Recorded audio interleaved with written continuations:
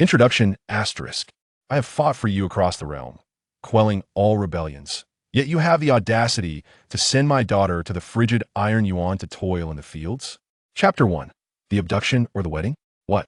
Man Buyao has taken the crown princess away, and he even managed to steal the Chui Song scroll? Then hurry and pursue. Quickly, chase after that scoundrel. Move, for the Chui Song scroll is the sacred text of our Wuluan Sect. It cannot fall into his hands. A group of disciples clad in silver-threaded leopard-patterned satin robes, harnessing magnetic forces to float through the air, clearly serve a master of great wealth, as evidenced by their fine attire. These individuals were disciples of the Wuluan Sect, tasked with apprehending Man Buyao, who had abducted the human king's eldest daughter, Wanqi Hanxue, for he was the son of Man Bai, the king's sworn enemy. Throughout history, only the Haodang Villa has defied the orders of the human king within the jurisdiction of the Wuluan Sect, consistently opposing his actions. Thus, the king harbored immense dissatisfaction, yet he could only turn a blind eye due to the villa's possession of gold-grade magnetic powers. At the foot of Chui Song Mountain, a young man donned in a white satin robe and adorned with cloud-stepping shoes embedded with jade beads, with fair complexion, red lips, and white teeth like jade, exuded an undeniable charm as he hurriedly led a woman in flight. The woman, clad in a red satin robe and gold-threaded shoes, could not be considered beautiful, resembling more a rustic villager than a lady of grace. These two were none other than Man Buyao and Crown Princess Wanqi Hanxue, pursued by the disciples of the Wuluan Sect. As they reached the foot of Chui Song Mountain, the disciples, empowered by their magnetic abilities, quickly caught up with them. Surrounding them, the leader sneered, "Man Buyao, you possess great audacity to deceive our crown princess and attempt to steal the sacred artifact of the Wuluan Sect. Do you realize your crimes?" Before Man Buyao could respond, Wanqi Hanxue interjected, "How dare you slander my husband? Do you wish to court death? I, the crown princess, willingly follow my lord into the world. I was not abducted. The Chui Song scroll was stolen by me from Xiangtian Tower, and my husband bears no blame." The leader bowed slightly, attempting to persuade her, "Your Highness, do not be swayed by this rogue. He does not truly love you. He merely seeks the secret techniques of the Wuluan Sect. I implore you to return to Yuanxiang Palace and spare us the trouble." Wanqi Hanxue retorted, "What if I refuse to return? Will you show me disrespect?" The leader, visibly troubled, replied, "If you persist in your defiance, we dare not act against you.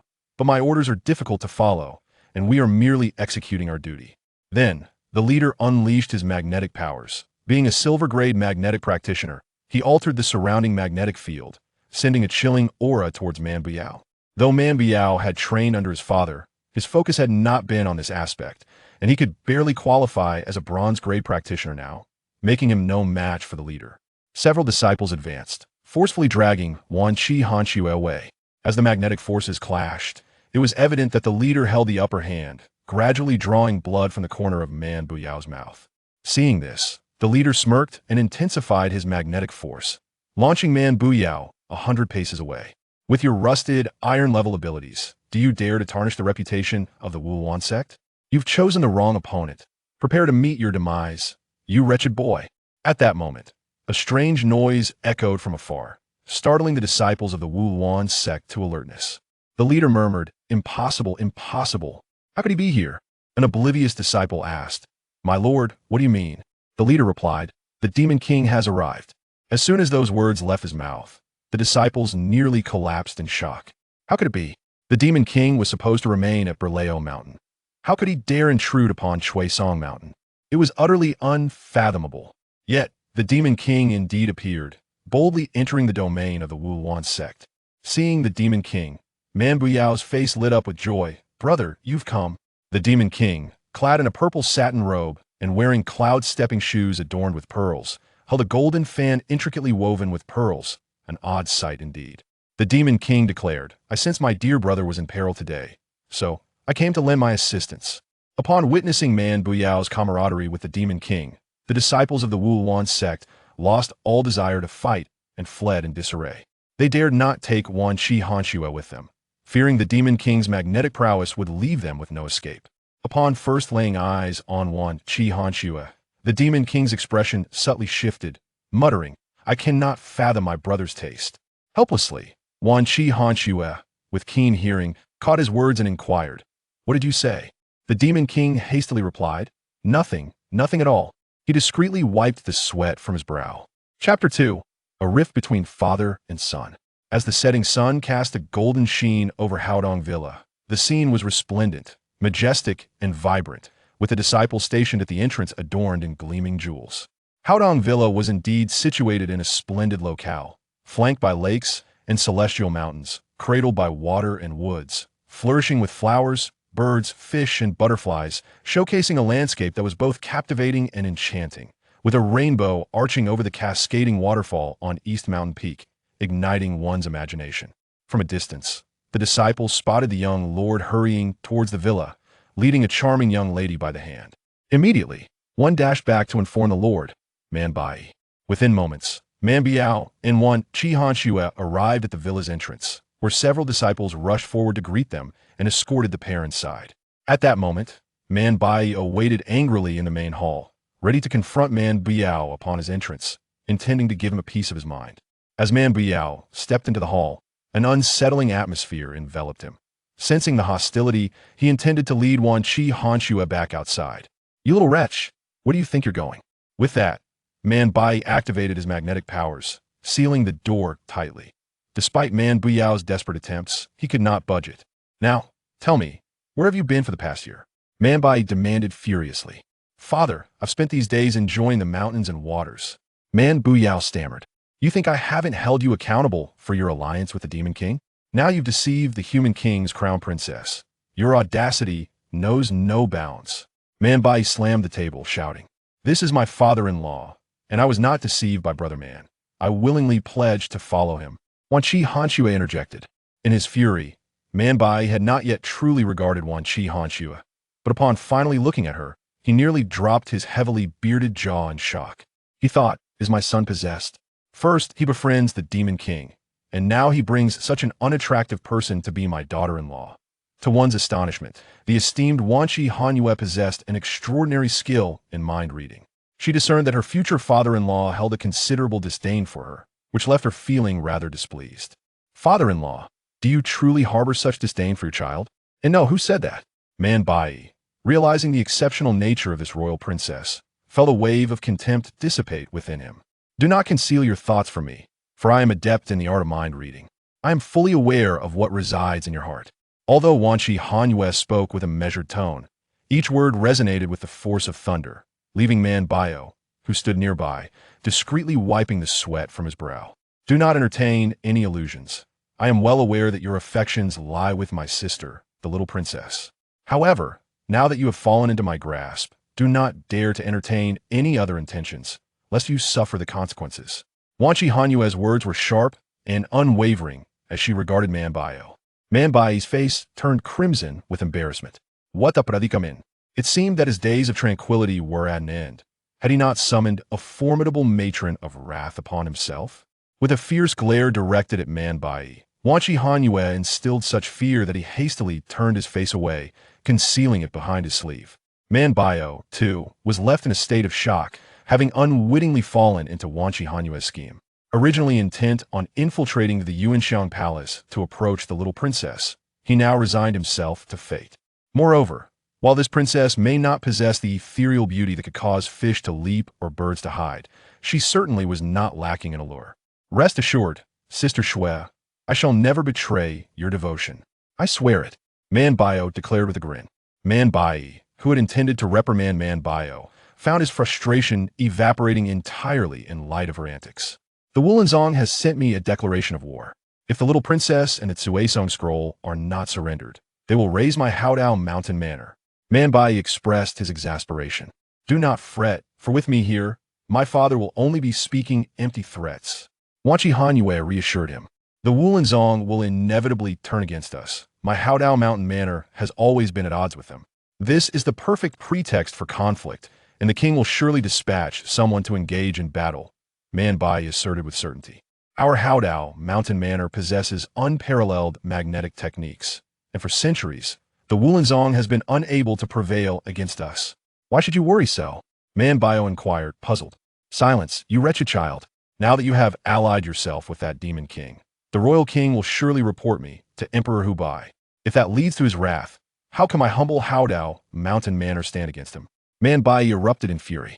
At the time of our alliance, he did not disclose his identity as a demon king.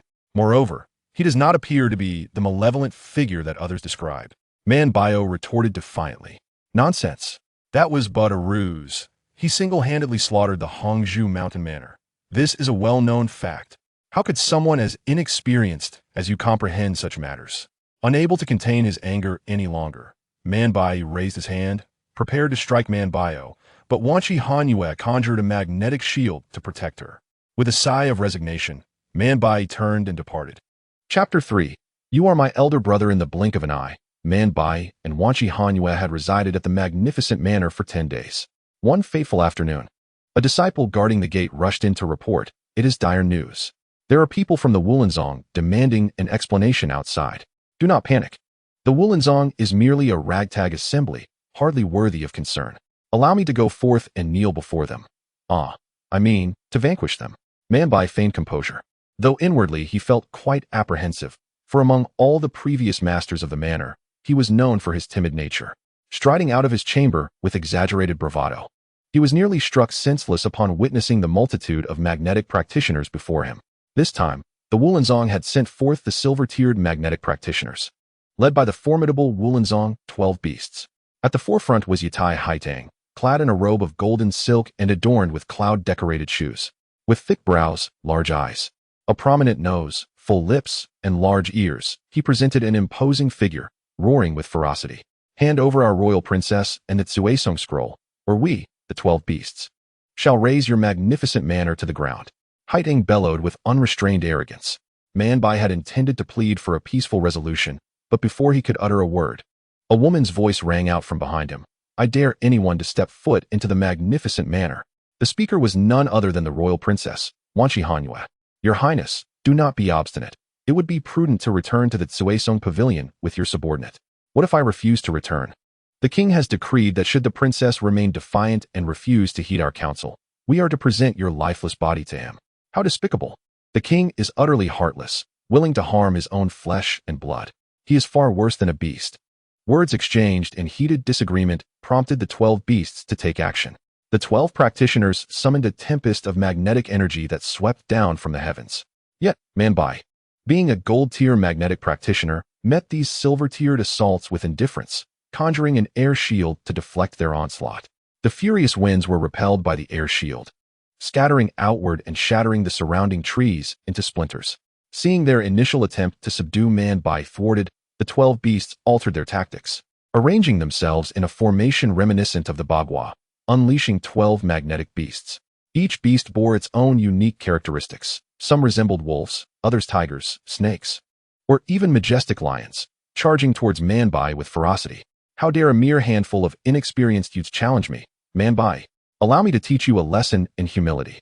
As he spoke, he manipulated the magnetic energy to conjure a bow and arrows, taking aim at the 12 magnetic beasts and releasing a volley of 12 magnetic arrows.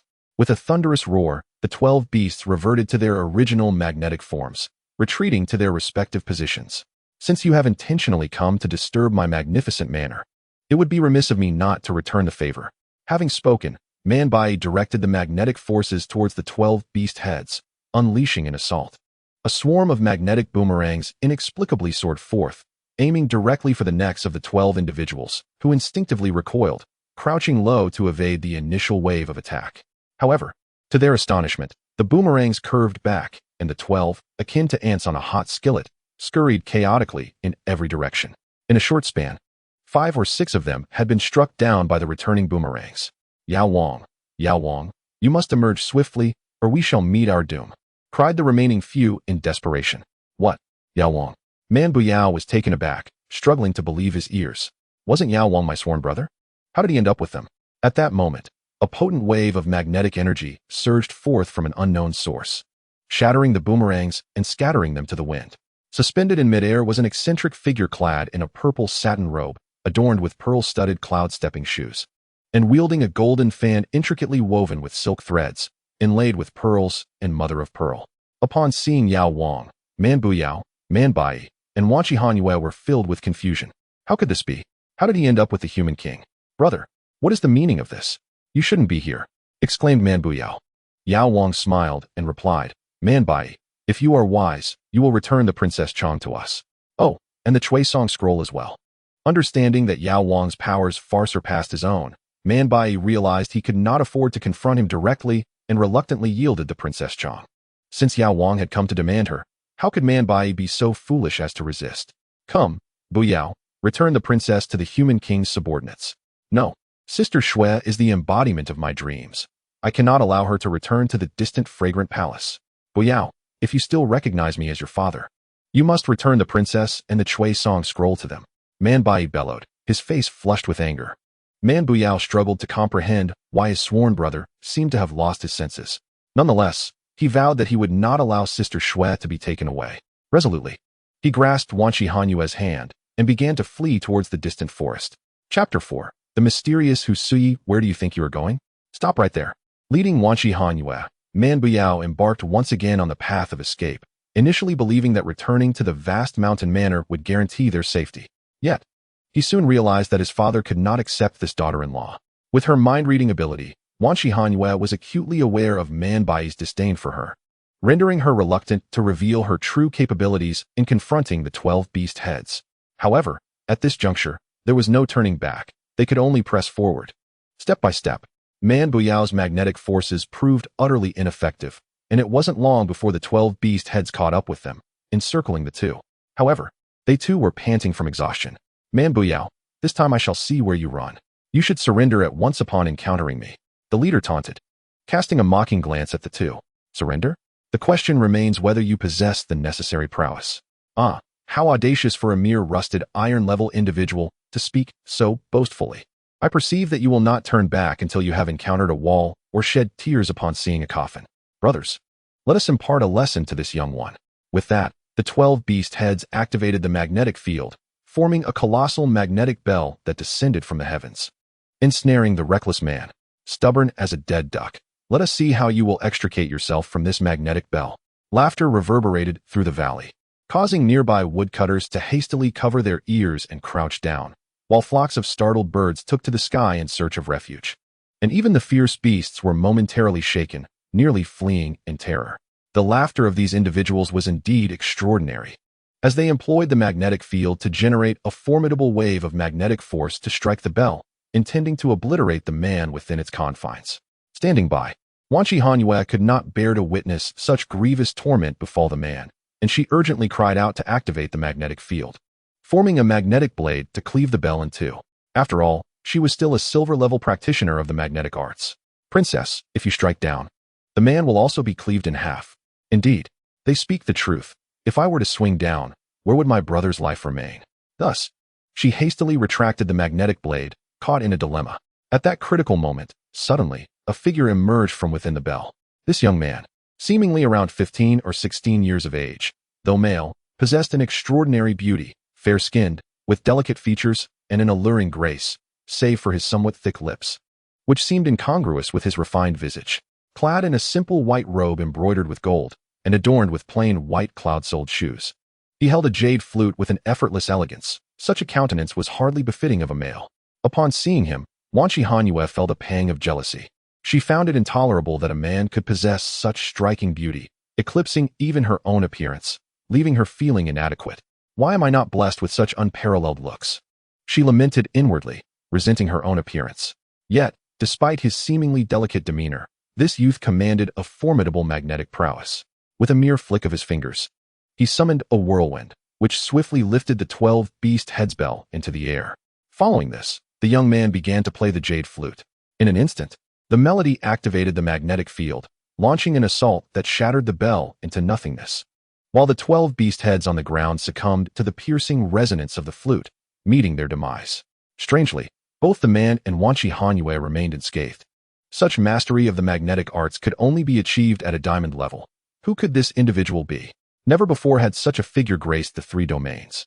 To attain such high cultivation at such a young age, could he possibly hail from the divine realm or be a creature of the demonic domain?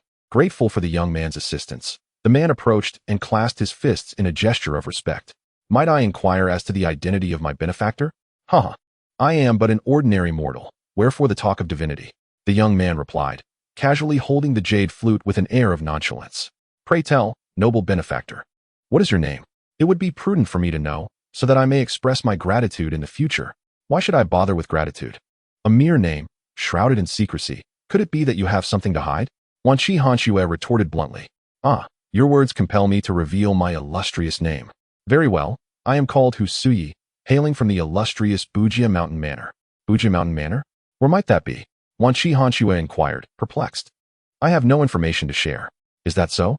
At that moment, a familiar figure descended from above, shouting with authority. Upon recognizing the Demon King, Wanqi Hanxue's ire surged, for she had once called him Big Brother, yet he had chosen to ally with her adversaries. So, you are here to capture me? She asked, visibly displeased. Brother, what are you thinking? I am your elder brother. How could I possibly apprehend you?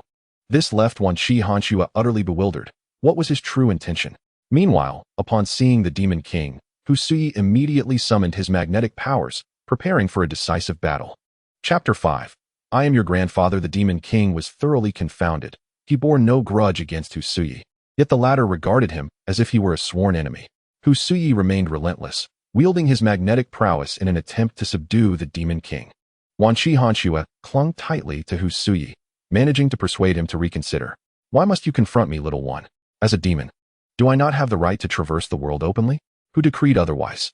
How audacious! Husuyi struggled to break free from Wanqi Hanxue's grip. Yet an ineffable sense of wrongness enveloped him, an inexplicable feeling he could not articulate. Thus, he relinquished his desire to vanquish the demon. He is my sworn elder brother, and not just any demon, but the king of the White Demon Cave on Mount Burao. Wanqi Hanxue clarified. The Demon King? Husuyi's bright eyes scrutinized the Demon King up and down, making the latter quite uncomfortable. He hastily raised a fan to obscure half of his visage. You are Baiyue? Husuyi boldly addressed him by name. How dare you utter my name so freely? Today, we shall determine our fates through combat. The Demon King summoned a tremendous magnetic force from the depths of the earth, encircling Husuyi with overwhelming destructive power. Wanqi Hanxue, witnessing the Demon King's assault, scrambled to retreat to a safe distance. Yet Husuyi remained unfazed by the impending threat, channeling his own magnetic energies to counter the Demon King's formidable wave of power. A thunderous roar reverberated across the cosmos, as shockwaves obliterated everything in their path, leaving no survivors. Who is this person? In light of the circumstances, it appears that his magnetic prowess surpasses mine, rather than being inferior. It seems today the Demon King must prepare for a formidable confrontation. The Demon King mused, beginning to regard this young upstart with a newfound respect. Ah, how intriguing! How fascinating! I never anticipated encountering such a powerful adversary so early in my journey. It is truly delightful. My master was indeed correct. The one with the highest magnetic capacity in the vast realm of existence is none other than the Demon King Baiyue. To have the fortune to meet him today is a stroke of immense luck. Husuyi felt a surge of admiration. You little brat. I was merely testing your magnetic intensity. Your luck is about to run out, for I shall no longer hold back. The Demon King threatened. Who are you calling a little brat? How presumptuous. I am of your forebears' generation. Husuyi retorted angrily. You insolent whelp, do you dare take advantage of me? Watch how I deal with you. With that, the Demon King summoned all his magnetic force, intent on obliterating Husuyi with a single strike. Hold on. You shall not lay a hand on me until you acknowledge your elder. Nbyo interjected, sensing the impending conflict. Both parties are of my kin. Must we not preserve harmony? Please, gentlemen, refrain from hostilities. Nbyo exclaimed, stepping between the two. One is my sworn brother, and the other is my savior. Such behavior is unbecoming, is it not? Nbyo said with a grin. Step aside. This brat has provoked me. I must relieve my anger. The Demon King declared, barely containing his fury. Anger? What anger? You did not assist me at Haodang Mountain Villa. And yet you speak of grievances? You would do well to relent, lest you find yourself without a brother. Nbyo warned ominously. You me him. The Demon King was momentarily at a loss for words, having invoked all three pronouns in his confusion. What do you mean by you, me and him? I assure you, I am quite serious. Strangely enough, the Demon King truly lost his temper, retracting his magnetic force and gazing helplessly at Nbyo. Why do you act like a woman? Have you taken to pouting as well? How distasteful. The Demon King inquired. Isn't this you're doing? Nbyo replied, somewhat awkwardly. Can you both act normally? I am on the verge of vomiting. Husuyi could no longer bear it, stepping closer to the two with a look of disdain. At Haodang Mountain Villa, I was at the mercy of circumstances. Even if I explained, you would not understand. It was a matter of necessity, the Demon King admitted, somewhat sheepishly. You little brat, since my brother prefers to avoid conflict with you, I shall engage you in a civil discourse. You claim such lofty lineage. From whence does it derive? The Demon King queried. Are you aware of the Buji Mountain Villa? Husuyi coldly retorted. Upon hearing the name Buji Mountain Villa, the Demon King's countenance abruptly changed, his face pale and trembling, nearly dropping the fan from his grasp. Nbyo was taken aback by his brother's sudden reaction. The usually imperious Demon King was exhibiting such unusual behavior. Now you understand how you ought to address me, do you not? Husuyi continued with an icy demeanor. Who are you to the esteemed, unfathomable sage? The Demon King inquired with utmost reverence. I am Husuyi, a disciple of the esteemed and transcendent saint. The Demon King immediately fell to his knees in reverence, performing a deep bow, exclaiming, Grandfather, I pay my respects to you. What an extraordinary display. My elder brother bows to a mere child and even addresses him as grandfather? It is truly hard to believe. Chapter 6. The Origins of Husuyi. Enough. You are thousands of years old. It is quite unreasonable for you to perform such grand gestures towards a small child. A token gesture will suffice. Husuyi waved his hand dismissively and strode purposefully into the distance. Hey, benefactor, where are you going? Man Buyao called out from behind. After all the trouble I took to sneak away from the boundless mountain villa, I must properly admire the wonders of this myriad realms. As he spoke, Husuyi activated his magnetic essence, soaring into the sky, and in a matter of moments vanished without a trace. The Demon King exhaled deeply, rising to his feet and brushing off the dirt from his garments, appearing quite embarrassed. Brother, what was that all about? Is the esteemed saint truly that formidable? Man Buyao inquired, perplexed. My dear brother, you are unaware of the truth. When the realms of the three domains first came into being, a cosmic deity named Pangu opened the universe with his own might, thus birthing our three domains. The Demon King began to recount the origins of his connection with the esteemed saint. In the nascent days of the three domains, the Emperor Hubo was not the sole ruler. There existed three other powerful beings of equal stature: the Supreme Emperor Chalu, the esteemed saint, and the immortal spirit. Following numerous battles, Emperor Hubo fortuitously emerged victorious and claimed dominion over the three domains, while the Supreme Emperor Chalu was vanquished and sealed within the dimensional realm. Personally suppressed by Emperor Hubo, the esteemed saint was a being who sought no worldly disputes. Upon witnessing the sealing of the Supreme Emperor Chalu, he vanished without a trace, having set up a barrier and retreated to the Boundless Mountain to establish the Boundless Mountain Villa, from which he ceased to involve himself in the affairs of the three domains. The immortal spirit, a female emperor, was ultimately conquered by Emperor Hubo and became his empress. In the days before he attained enlightenment, the Demon King was but a small fox residing on the Boundless Mountain. Growing up there, he acquired the foundational skills for cultivating magnetic essence. One day, he was discovered by a little disciple of the esteemed saint, who secretly kept him as a pet. The clever and perceptive Demon King watched daily as the little disciple practiced, and through osmosis, he learned a few rudimentary techniques. However, even these basic skills were sufficient for him to dominate in his own realm. As the Demon King's learning progressed, he became overly ambitious and began to recklessly fly around the Boundless Mountain using his magnetic essence. This reckless behavior caught the attention of the esteemed saint, who apprehended him.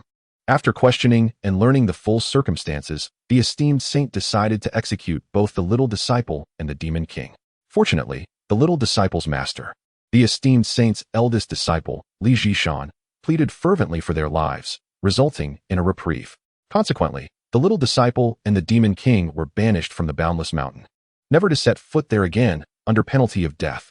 Expelled from the Boundary Mountain, the two individuals, armed only with a smattering of knowledge, managed to subdue a multitude of wild demons engaged in cultivation and subsequently established the Wuluan Sect. The young disciple, consumed with longing for his master, fell ill and, in a desperate attempt to breach the Boundary Mountain's barrier, perished in the process. His physical form was preserved in the cold mist hall of the White Demon Cave. Revered by the Demon King as a mentor, Husuyi, being a direct disciple of the Supreme Saint, was thus the uncle of the young disciple, leading the Demon King to refer to him as grandfather. It must be noted that this Demon King possessed a sense of loyalty and righteousness, discerning between good and evil, whether in humans or beasts. Some demons, compelled by the food chain, resorted to harming other creatures, which has given rise to the misguided notion that all demons are malevolent beings. Where do you two intend to venture next? The Demon King inquired with evident concern. We have decided to retreat to a secluded place, where I will cultivate the land, and she will weave fabric.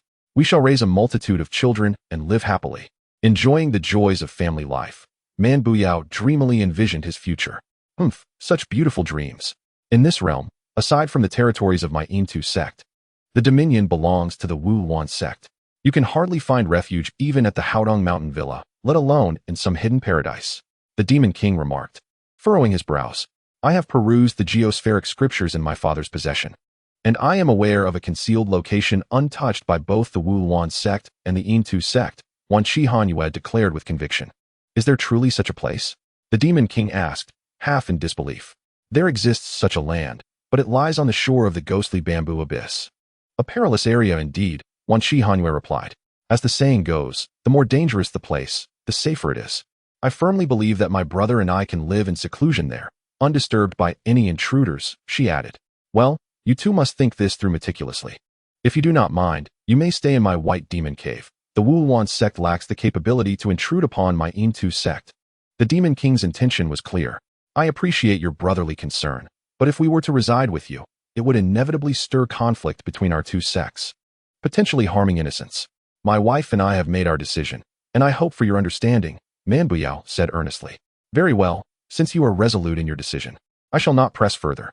However, you have taken the treasured artifact, the Emerald Pine Scroll, from the Wuluan Sect, though it may not be of immense value. I assure you, the Demon King will not let this go lightly. Even if you hide there, you must remain vigilant. Be cautious, be cautious. Yes, we shall heed your wise counsel. The Demon King watched as Man Buyao and Wanqi Hanxue departed, a smile gracing his lips, yet he remained silent. Chapter 7. Captured Brother Man, please slow down. There is something I wish to share with you. Wanqi Hanxue tugged at Man Buyao's sleeve. What is it, Sister Xue? I have used mind-reading techniques and discerned our elder brother's true intentions.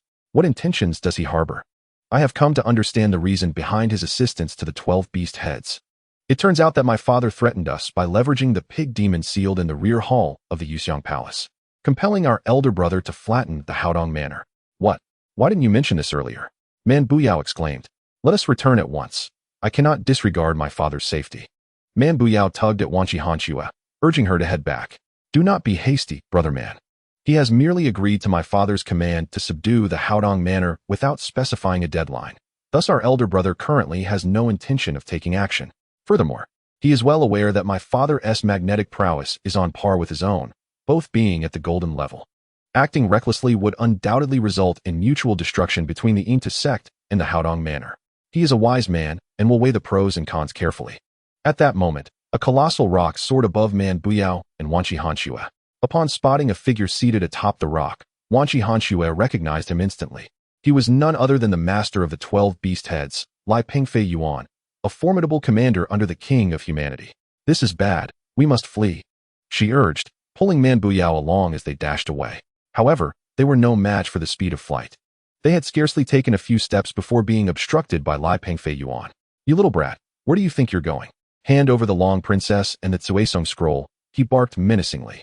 Man Buyao shielded Wanqi Hanxue behind him, ready to engage in a fierce battle.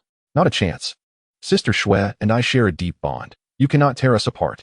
A stubborn young fool. Do you think your rusty iron-level magnetic power can stand against me? Surrender now, or face the consequences. Since the day I was born, I have never known what it means to yield. You underestimate me far too much. Such a young age, yet you speak foully. Truly, you lack upbringing.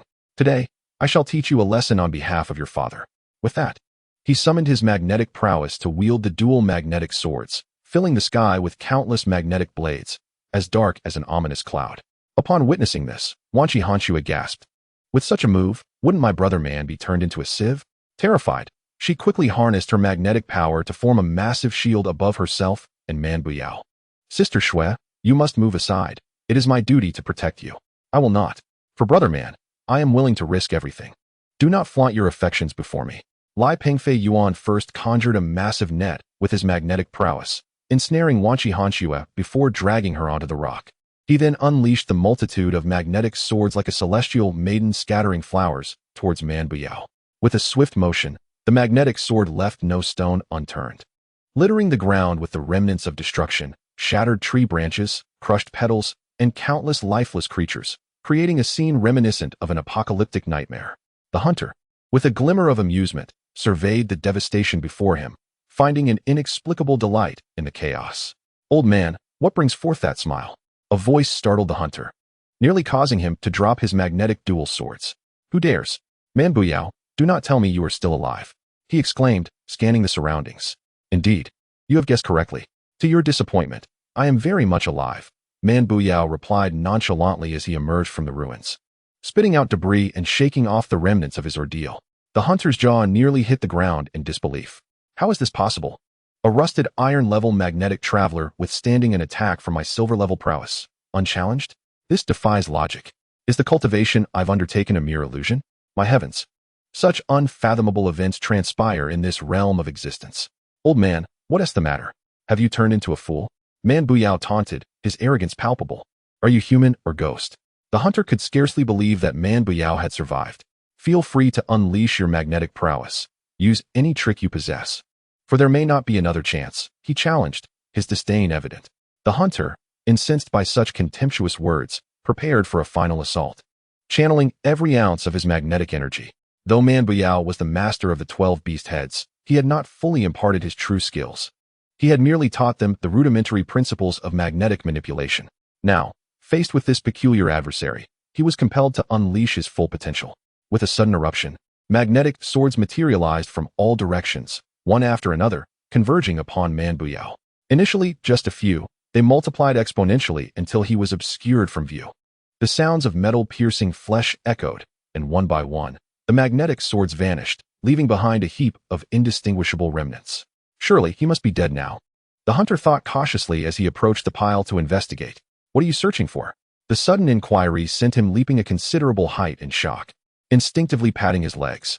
Words eluded him as he struggled to articulate his feelings. Are you or are you not human? Have you traded your corporeal form for allegiance with the Demon King? Am I not a solid, flesh and blood being? Man Buyao retorted, thumping his chest. No. You are certainly no mere mortal. To withstand my attacks unscathed is beyond the capacity of an ordinary human. You are no longer of this world, the hunter stammered, trembling as he wiped the sweat from his brow. It is not my fault. Your skills are lacking, and your mastery of the magnetic arts is mere facade, akin to a sleight of hand. How could it possibly harm someone of my stature? No, no, my master is a silver-ranked general under the King of Men. He would never deceive me. The hunter of the flying ape, in a frenzied state, found it impossible to accept the reality before him. He was overwhelmed, his mind growing increasingly hazy, his consciousness blurring. If you doubt the authenticity of your own magnetic prowess, why not test it by launching an attack on yourself? To think that Man Buyao would resort to using his own magnetic arts to bring about his demise. Yes, this way I can ascertain the truth of my abilities. In an instant, countless magnetic swords surged forth to assault the hunter of the flying ape. The outcome was, as one might anticipate. Chapter 8. The reversal came too swiftly. I had mentioned before that Uncle Flying Ape is quite straightforward. However, your actions were indeed excessive. How could you bring about his death? Wanqi Hanxue felt a pang of sympathy for the hunter of the flying ape. Yes, I may have gone too far. I should not have allowed him to perish. He possesses great potential, capable of reaching the same level as his master. His foundation is solid, but perhaps he faltered here. Man Buyao pointed to his own head and remarked. Wanqi Hanxue sighed, gathering the remnants of the hunter of the flying ape to lay him to rest. While assisting, Man Buyao was filled with trepidation, for the previous encounter had been perilous. Had he been careless, his deception could have been unveiled, leading to his own demise. Sister Xue, not only are you adept at mind reading, but your ability to communicate through thought is remarkable. Were it not for your guidance regarding his weaknesses, I would have had no chance of victory. Indeed, he is a man of integrity. I completely understand him. He would engage you wholeheartedly, relying solely on strength, never suspecting underhanded tactics, thus allowing you to utilize your ruse to deceive him. Haha, how amusing. To think you would resort to childhood tricks to fool others. You believe yourselves clever, do you? A voice echoed from above. Who is it? Man Buyao and Wanqi Hanxue looked skyward, as if the great rock itself were speaking. Is it you speaking? Man Buyao inquired, filled with skepticism. The rock descended gracefully, transforming back into human form before them. To their astonishment, it was none other than the hunter of the flying ape. How could this be? You were just deceased. How are you standing here unscathed? Wanqi Hanxue asked tentatively. As a silver-ranked magnetic arts practitioner, how could I not see through your little tricks of deception? It is merely that your special abilities, princess, instill in me a deep sense of caution, for you can grasp my every thought, leaving me unable to mount an attack. Thus, I had no choice but to exchange souls with my great rock to deceive your royal highness, the princess. Consequently, he ended up, like a fool, bringing about his own demise. It seems that the person known as Hunter of the Rock, Fei Yuan, is not as foolish as he appears. Rather, he possesses considerable cunning. Uncle Fei Yuan, have you been feigning ignorance all along? Alas, had I not acted the fool in front of your father, I would have met my end long ago. In the presence of a monarch, one must play the part of a simpleton to endure. Only then will he not regard you with suspicion. As for Manbai, his excessive cleverness led to his alienation by the king. You are indeed the craftiest of all. I was completely outmaneuvered by you. Thinking myself quite astute. How naive of me. Man Buyao clasped his hands in salute. Too kind, too kind. Hunter Fei Yuan replied. Uncle Fei Yuan, I understand that you do not wish to engage us in conflict. Your restraint is commendable. Wanqi Hanxue expressed her gratitude. Romantic entanglements are meant for those who cherish one another. You are not in the wrong, and I do not wish to part you. You should leave swiftly. If I return to report, the king will undoubtedly send forth more skilled individuals to pursue you. Turning to Man Buyao, Hunter Fei Yuan spoke earnestly. Man Buyao, you must treat the princess with utmost care.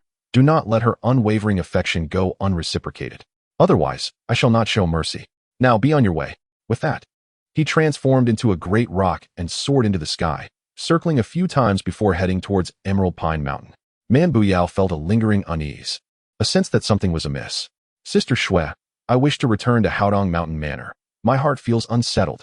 Wanqi Hanxue smiled and replied, You are my husband. Wherever you wish to go, I shall follow, even into the fire. Thus, the two hastened towards Haodang Manor.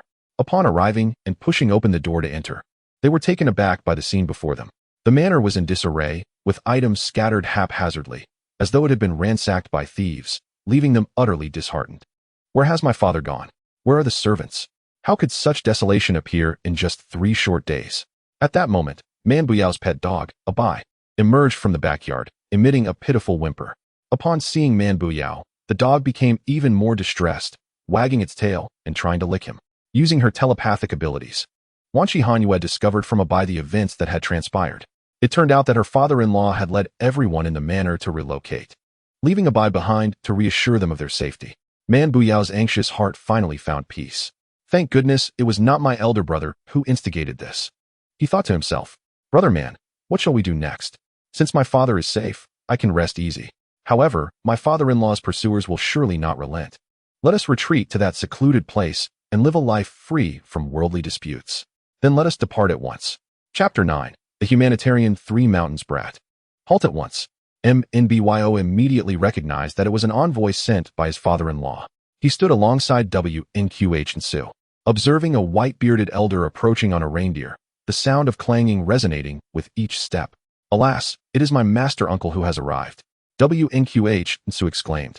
Has my father-in-law no other options but to summon the ultimate weapon? Do not cause a disturbance. Every one of my father's subordinates possesses exceptional skills. Wanqi Hanxue warned. Nephew, if you know what is good for you, hasten to return with your master uncle. At this moment, the elder had come close to them. Master uncle, please allow your disciple to pay his respects. With that, Wanqi Hanxue immediately knelt and bowed his head. Brat, no need for such formalities. Quickly return to the Far Fragrance Palace with your master uncle.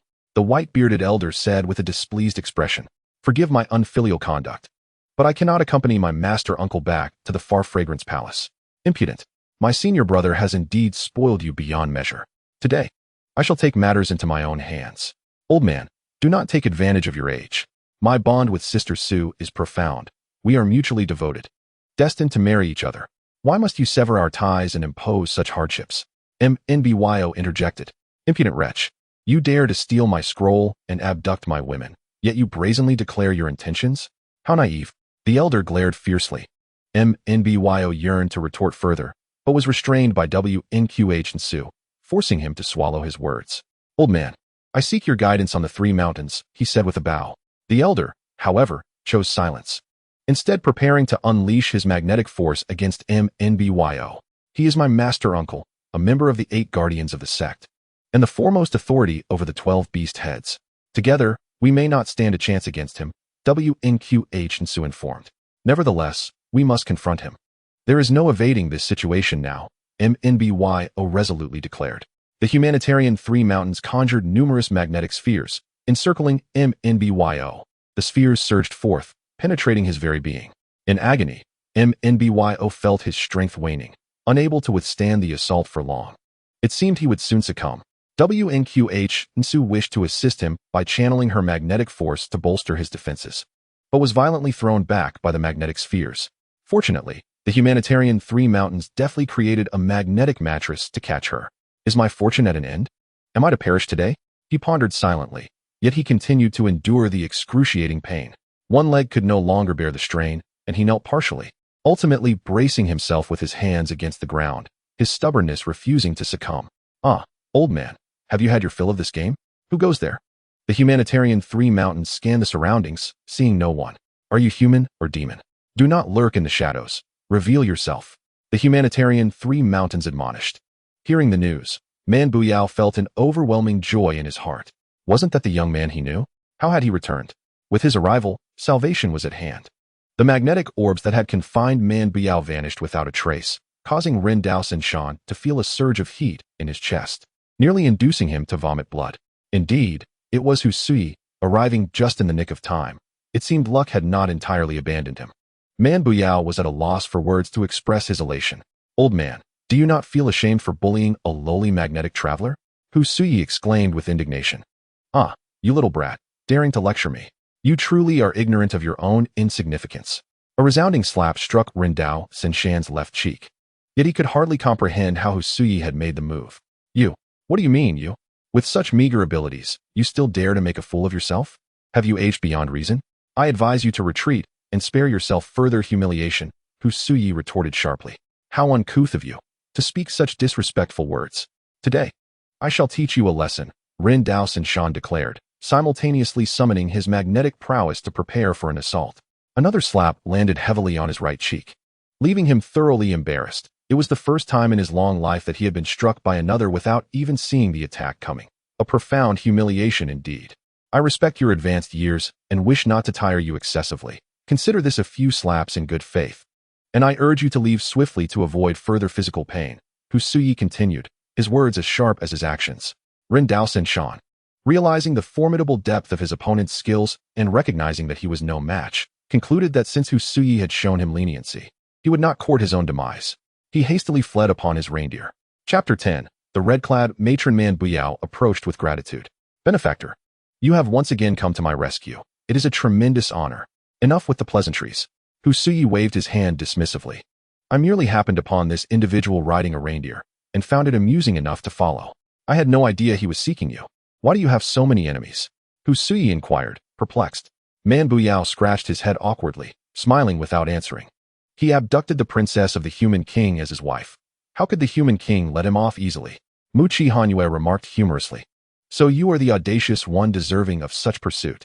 Ha ha. Hanxue laughed heartily. Do not mock me. Sister Xue and I are deeply in love at first sight, Man Buyao proclaimed, his face radiating happiness. Could it be that you are the esteemed Princess Chong? Hanxue inquired. Indeed, I am the princess.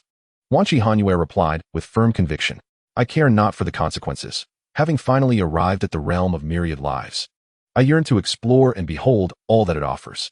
Even if my master were to retrieve me, it would be worth it. As Hanxue spoke, he had already taken to the skies, propelling himself with such swiftness that he vanished like an arrow shot from a bow. Man Buyao regarded his fleeting figure with contemplation, but was interrupted by Wanqi Hanxue. Brother man, what shall we do next? Let us seek a concealed refuge, where we may live unperturbed and free from worldly strife. The two companions walked side by side, departing from the resplendent mountain manor, making their way towards the border of the ghostly bamboo and Wuluan realms. Along the journey, they frolicked and played, exchanging playful banter and sweet words, reveling in their joy. On this day, they arrived at a bustling market town, where the streets teemed with life. Shops of various trades lined the thoroughfare, each vendor showcasing their unique wares. Though the Yuanxiang Palace was opulent, it could not compare to the vivid vibrancy of the mundane world. Wanqi Hanxue gazed upon the spectacle before her with great excitement. However, her elation was short-lived as the cacophony of voices soon enveloped them. After a moment of uproar, the throng of pedestrians parted, creating a path. Not far away stood an individual clad in a resplendent red satin robe, adorned with crimson shoes, a red veil covering their face, and a scarlet cloak draping their form.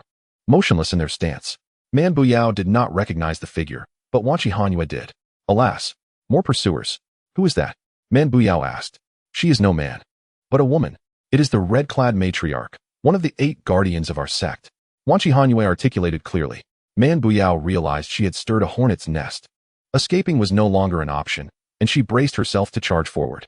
Man Buyao, why do you not surrender? The red-clad matriarch admonished. Could you perhaps employ some fresh phrases?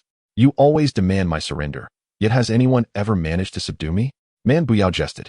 The red-clad matriarch trembled with rage, her entire being quaking, even her cloak shivering. You insolent wretch, it appears that only through suffering will you come to recognize your errors. I, Man Buyao. Stand upright and just. What wrongdoing have I committed? Cease your unfounded accusations. Enough of your prattle. Prepare to face my wrath. With that, the red-clad matriarch summoned a flurry of crimson magnetic flowers, the petals detaching from their stems to form a cascading rain of blossoms aimed at Man Buyao. Wanqi Hanxue was ensnared by the petals, rendered immobile beneath their weight. As the petals rained down, they sliced through all in their path, revealing their razor-sharp nature. The assault commenced upon Man Buyao, and before long, numerous lacerations adorned her body, blood beginning to seep from the wounds. Enduring the excruciating pain, Man Buyao continued to grapple with the petals, yet ultimately, his magnetic prowess could not withstand their onslaught. Coupled with excessive blood loss, he felt himself gradually slipping into unconsciousness. Just as he was on the verge of surrendering, he suddenly perceived that the petals had vanished. Straining to open his eyes, he discovered Hu Suyi standing once again between him and the red-clad matron. Hu Suyi was truly my savior. How is it that he appears whenever I find myself in peril? Who dares to obstruct the 8 guardians of the sect? Step aside at once, the red-clad matron admonished. With a cold chuckle, Hu Suyi exerted a modicum of magnetic force, and in an instant, a tempest arose, sending chaos through the streets, displacing numerous vendors and their stalls. The red-clad matron, caught off guard, found her cloak and veil swept away by the gale, revealing her aged visage. "Ah, I have been seen," she exclaimed, covering her face in shame. "Is there still a need to engage in combat with the junior?" Hu Suyi taunted. "Who are you to oppose the king of men?" The red-clad matron queried. "No comment," Hu Suyi replied coldly. The red-clad matron was rendered speechless, unsure of how to respond. On one hand, her appearance had been exposed. On the other, she realized that her opponent was no ordinary foe. Why not depart promptly? Hu Suyi began to expel the adversary. The red-clad matron, unwilling to linger in battle, transformed into a flurry of petals, carried away by the wind. Chapter 11. Acquiring a third brother. Man Buyao beckoned Hu Suyi to kneel before 3 small mounds of earth, hands clasped together in a gesture of deep reverence. Heaven and earth above, and the mortal realm below. Today I, Man Buyao, he nudged Hu Suyi, urging him to state his name. Heaven and earth above, and the mortal realm below. Today I, Hu Suyi, he replied, looking at Man Buyao, silently inquiring how to proceed. Let us pledge brotherhood as sworn brothers of different surnames, never to betray or become enemies. Though we may not share the same birth year, month, or day, may we depart this world on the same date. After bowing several times, they assisted each other in rising. Elder brother, Hu Suyi called affectionately, as though he had reunited with a long-lost sibling. Call me second brother. Man Buyao reminded him. Why? Our elder brother is the demon king, Bai Yiwei. I do not wish to recognize him as my elder brother. In my heart, you alone are my elder brother.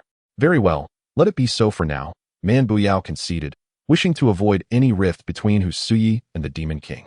As they reveled in the joy of their brotherhood, a colossal red-crowned crane was faintly discernible under a distant white cloud, hastening towards them. As the crane approached the town, Wanqi Hanxue sensed the arrival of a formidable presence. One of the 8 guardians, the white crane Yu Jing, has arrived, Wanqi Hanxue cautioned. At this moment, the magnificent red-crowned crane gracefully descended, coming to a steady halt opposite the trio of Man Buyao. From atop the crane leapt a dashing young gentleman, exuding an ethereal aura and fragrant with flowers. With thick brows, deeply set eyes, a slightly curved nose, and lips that rivaled those of Hu Suyi. He was a sight to behold. Clad in a pristine white satin robe and adorned with cloud-patterned shoes, he held a jade flute, resembling a celestial crane youth. Hu Suyi and Bai Yu Jing stood face to face, scrutinizing each other with disdain and contempt. You are merely imitating me. No, it is you who mimics me. As their gazes intensified, so did their irritation, culminating in an unspoken agreement to engage in combat.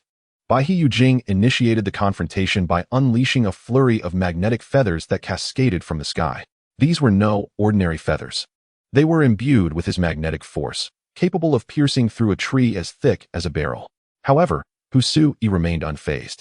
Fully aware that such a degree of magnetic force could not harm him, he braced himself against the onslaught of feathers. After a fierce barrage, he stood unscathed, casting a scornful glance at Bai Yujing, who was now trembling in disbelief. "Who are you? A human or a ghost?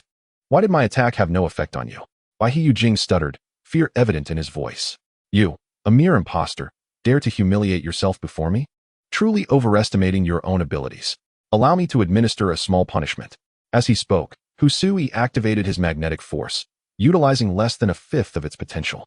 Suddenly, the ground beneath Bai Yujing began to exert a gravitational pull, ensnaring his feet and rendering him immobile. He felt an invisible pressure rapidly compressing inward. Should this continue, his legs would be reduced to dust. "Second brother, do not harm him," Wanqi Hanxue implored urgently. Upon hearing his sister-in-law's plea, Hu Sui relented. Consider this a reprieve. With that, he released the magnetic force. Freed from his predicament, Bai Yujing gazed at the enigmatic young man before him, terror-stricken. This was no ordinary mortal. What dealings did this man Buyao have with such otherworldly beings? Remaining here posed a grave threat to his life. Thus, Bai Yujing hastily mounted the giant red-crowned crane, soaring towards the direction of the far fragrance palace. Not daring to look back.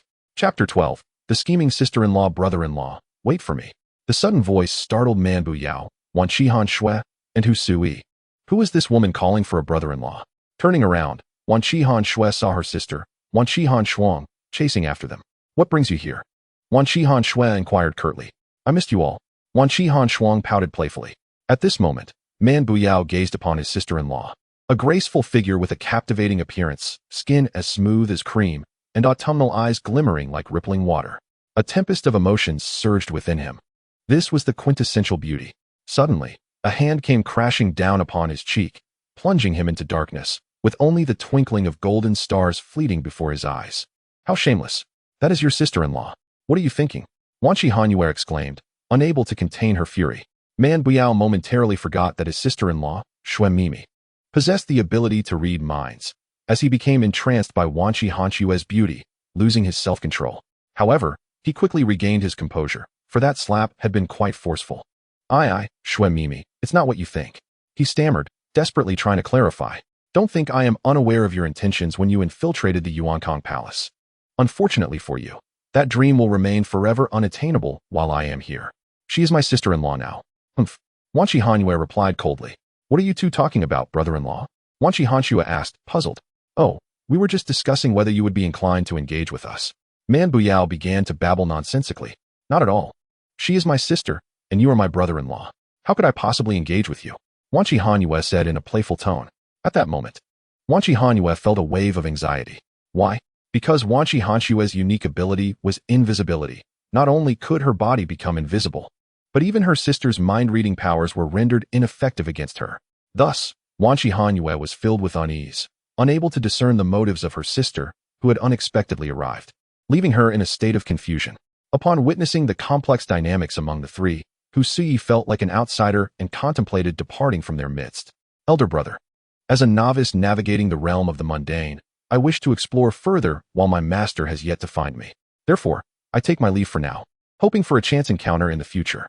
With that, Hu Sui activated his magnetic energy and soared into the sky, vanishing amidst the clouds. Man Buyao watched his newly sworn brother depart with a sense of helplessness. His eccentric behavior and extraordinary abilities were remarkable.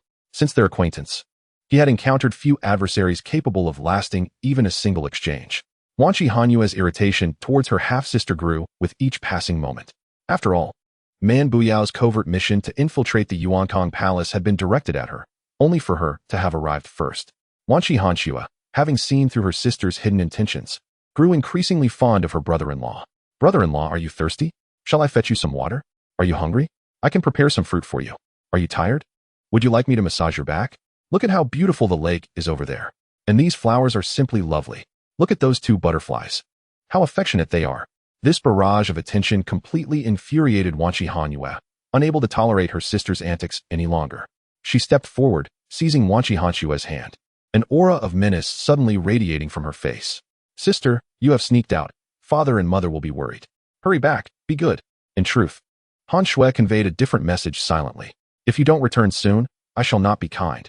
Hanxue, unwilling to yield, communicated back with her thoughts. My dear sister, why so fierce? I merely ventured out because I missed you. Who believes that? In the Yuanxiang Palace, you always oppose me. How could you suddenly turn benevolent? Sister, I truly harbor no ill intentions. I simply wish to accompany you. Nonsense. What is it that you truly desire? Do not think me easily deceived. If you insist on saying so, I shall have to argue with you. You know very well that your infiltration into Yuanxiang Palace was for whom? I have always triumphed in the past, and this time, I shall not allow you to win either. He is mine. Dream on. Let us see. You.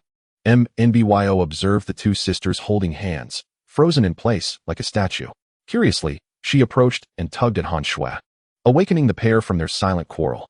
The sisters, rejuvenated, began to stretch and move, addressing each other with endearing terms that left the oblivious MNBYO in the dark. The trio continued their journey towards the tranquil area, with WNQH Hanxue displaying an unprecedented gentleness towards MNBYO, causing her some unease. Surely, these sisters are concealing some secret from me, she pondered. Chapter 13. The Fox Nephew. Stop, right there. Take that. Suddenly, a whirlwind of sand erupted, and a fierce storm raged, rendering it impossible to see or breathe. WNQH Hanxue and WNQH Hanxue exclaimed in unison, Uncle JNSH, please cease at once. In the sky, four figures were wielding their magnetic forces. Among them was the blue-robed JNHIJNSH, one of the 8 guardians of the sect, accompanied by Y New York NFNGK, BIUSG and BBIJNGJ, all appearing resolute for victory. I heard you have many extraordinary individuals by your side. Today, I see it as mere pretense, JNHIJNSH remarked, as he and Y New York NFNGK unleashed fierce winds and sand upon MNBYO, quickly burying him below the neck in sand. Meanwhile, BIUSG and BBIJNGJ had restrained the sisters, WNQH Hanxue and WNQH Hanxue. MNBYO felt it was all over. It seemed his luck had run out. He closed his eyes, quietly awaiting the arrival of death. WNQH Hanxue struggled against BIUSG's hold, but her magnetic force proved ineffective, as it appeared his power could control others' abilities. Just as everyone believed MNBYO was doomed, a powerful magnetic field suddenly began to disrupt Y New York NFNGK's wind, and in an instant, the raging storm ceased. In a moment of opportunity, Manbu Yao propelled himself out from the sands that had ensnared him, leaping into the open air. The sensation was exhilarating. He was finally liberated, and it seemed that fortune still favored him. Do not lurk in the shadows. If you possess the courage, show yourselves and speak, rather than hiding like a timid turtle, scolded Nu Hai Jin Sha and Yin Yun Feng Ku in unison. Suddenly, four peculiar beings, resembling a blend of humanoid and creature, sprang forth in unison and stood beside Manbu Yao. They appeared to be quadruplets, each adorned with the facial features of a fox, including snout, mouth, and ears, albeit upright in posture, evidently unable to fully transform into human form. From whence do you hail, you creatures? Nu Hai Jin Sha inquired with indignation. Whimper, whimper, whimper, they responded. What does this mean? Can they not articulate human language? Nu Hai Jin Sha questioned again, only to receive the same whimpering reply. Fortunately, Bai Yusi Jiang understood the language of the spirits and began to converse with them.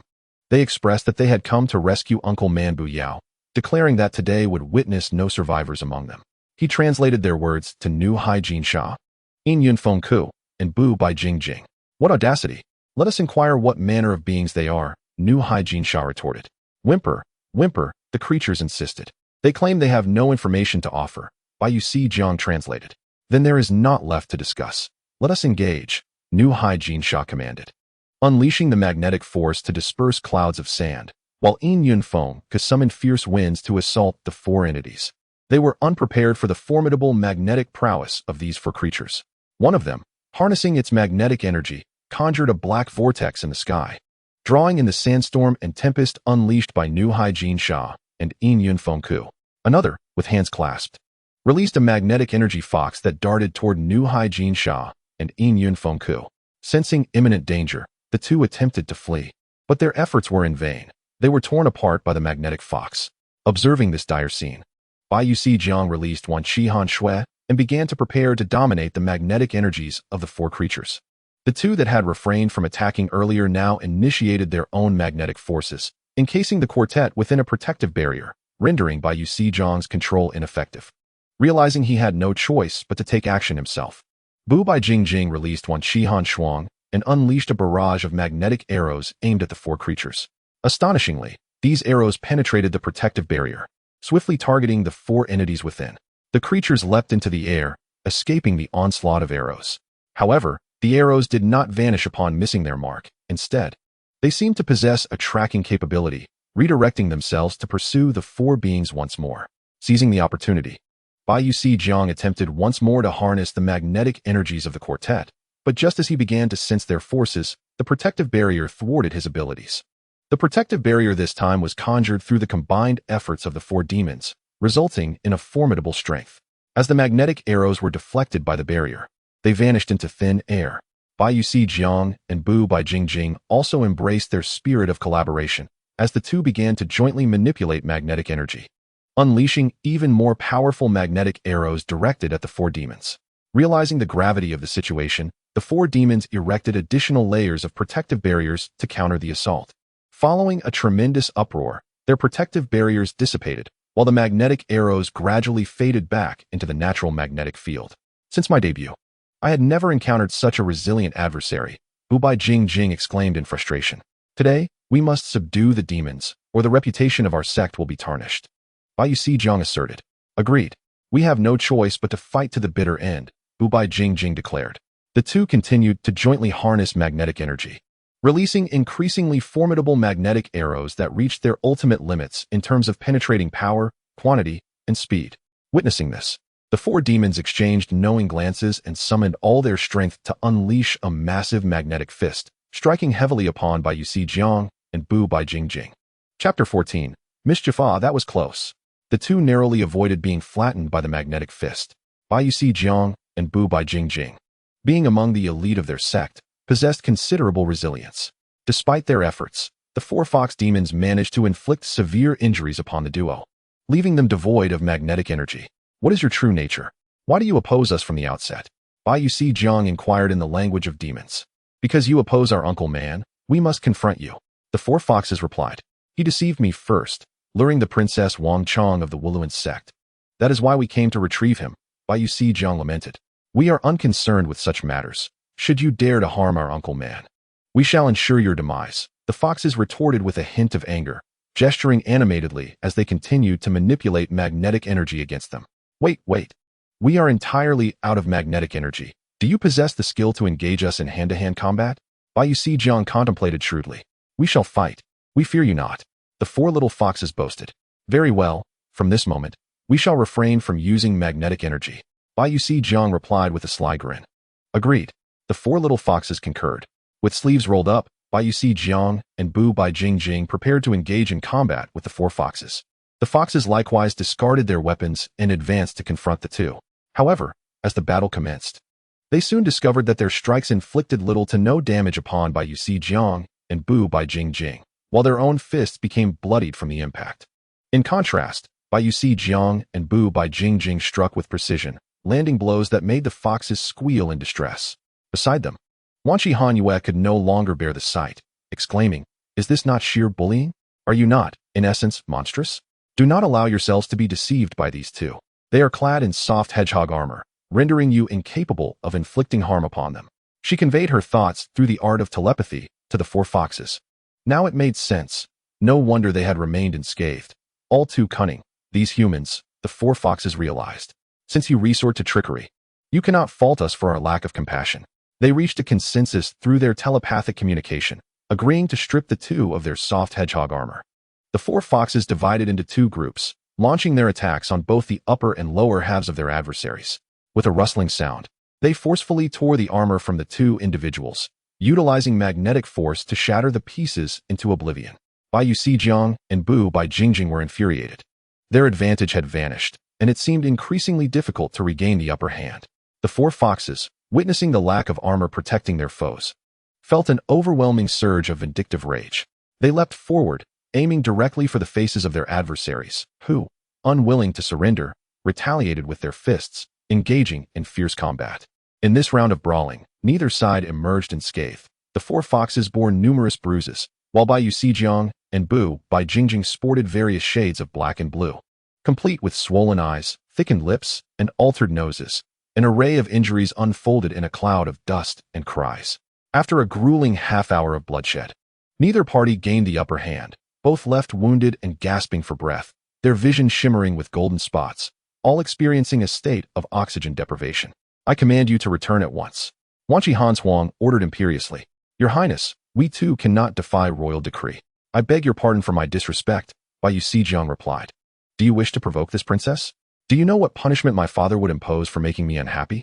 Wanqi Hanxue retorted angrily. I am aware, he replied. But, then be gone. If you persist in lingering, beware that I shall inform my father of your transgressions. Wanqi Hanxue warned sternly.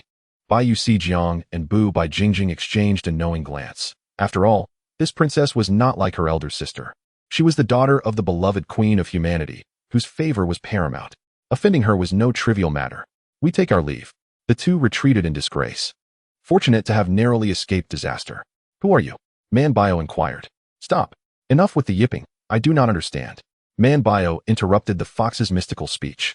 I can communicate with them through telepathy. Wanqi Hanxue declared. Then quickly inquire about the origins of these benefactors. Man Bio urged anxiously. From whence do you hail? Wanqi Hanxue asked telepathically. The four foxes, pleased that Wanqi Hanxue could engage in telepathic communication, responded with joy. We are the four sons of the Demon King. And Man Buyao is our uncle. The four foxes replied with heartfelt communication.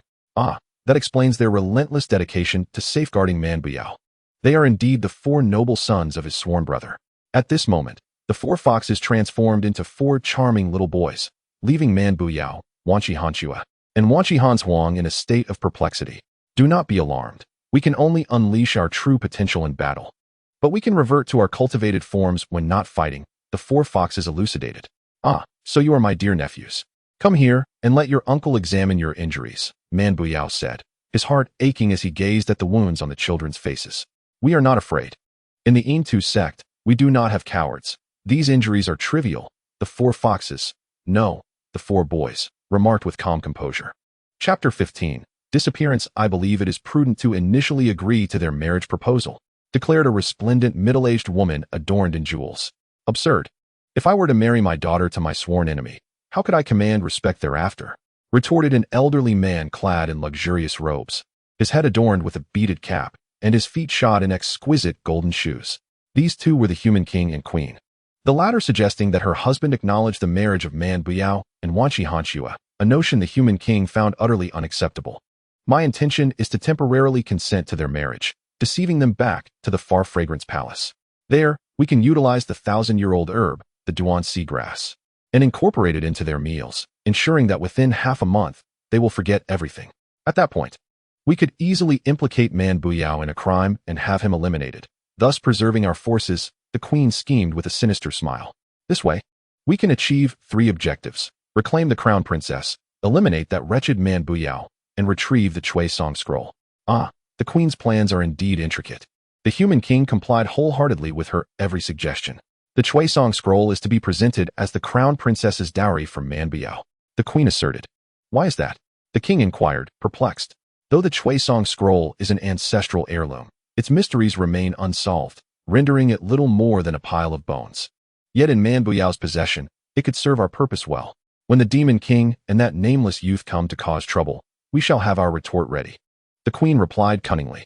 The two conspirators whispered furtively, devising a strategy to lure Man Buyao and Wanqi Hanxue back to the far fragrance palace. Meanwhile, Man Buyao engaged in conversation with his 4 nephews. Through their discourse, he learned that the 4 children were the Long Demon King, the Fortune Demon King, the Noble Demon King, and the Little Demon King. They had come at the behest of the Demon King to accompany Man Buyao, tasked with ensuring his safety while also gaining experience, for the Demon Clan cannot afford to harbor cowards. What began as a journey for 2 to a tranquil destination has unexpectedly transformed into a grand procession of 7. This group arrived at a marketplace known as Huifuji, a location that could be deemed a remote wilderness, untouched by the powers of Wuluan Sect, or Haodang Mountain Manor. The area enjoys a certain peace, safeguarded by a wise sage dwelling upon the nearby Mount Lieba, who ensures that few forces dare to intrude upon this serene enclave.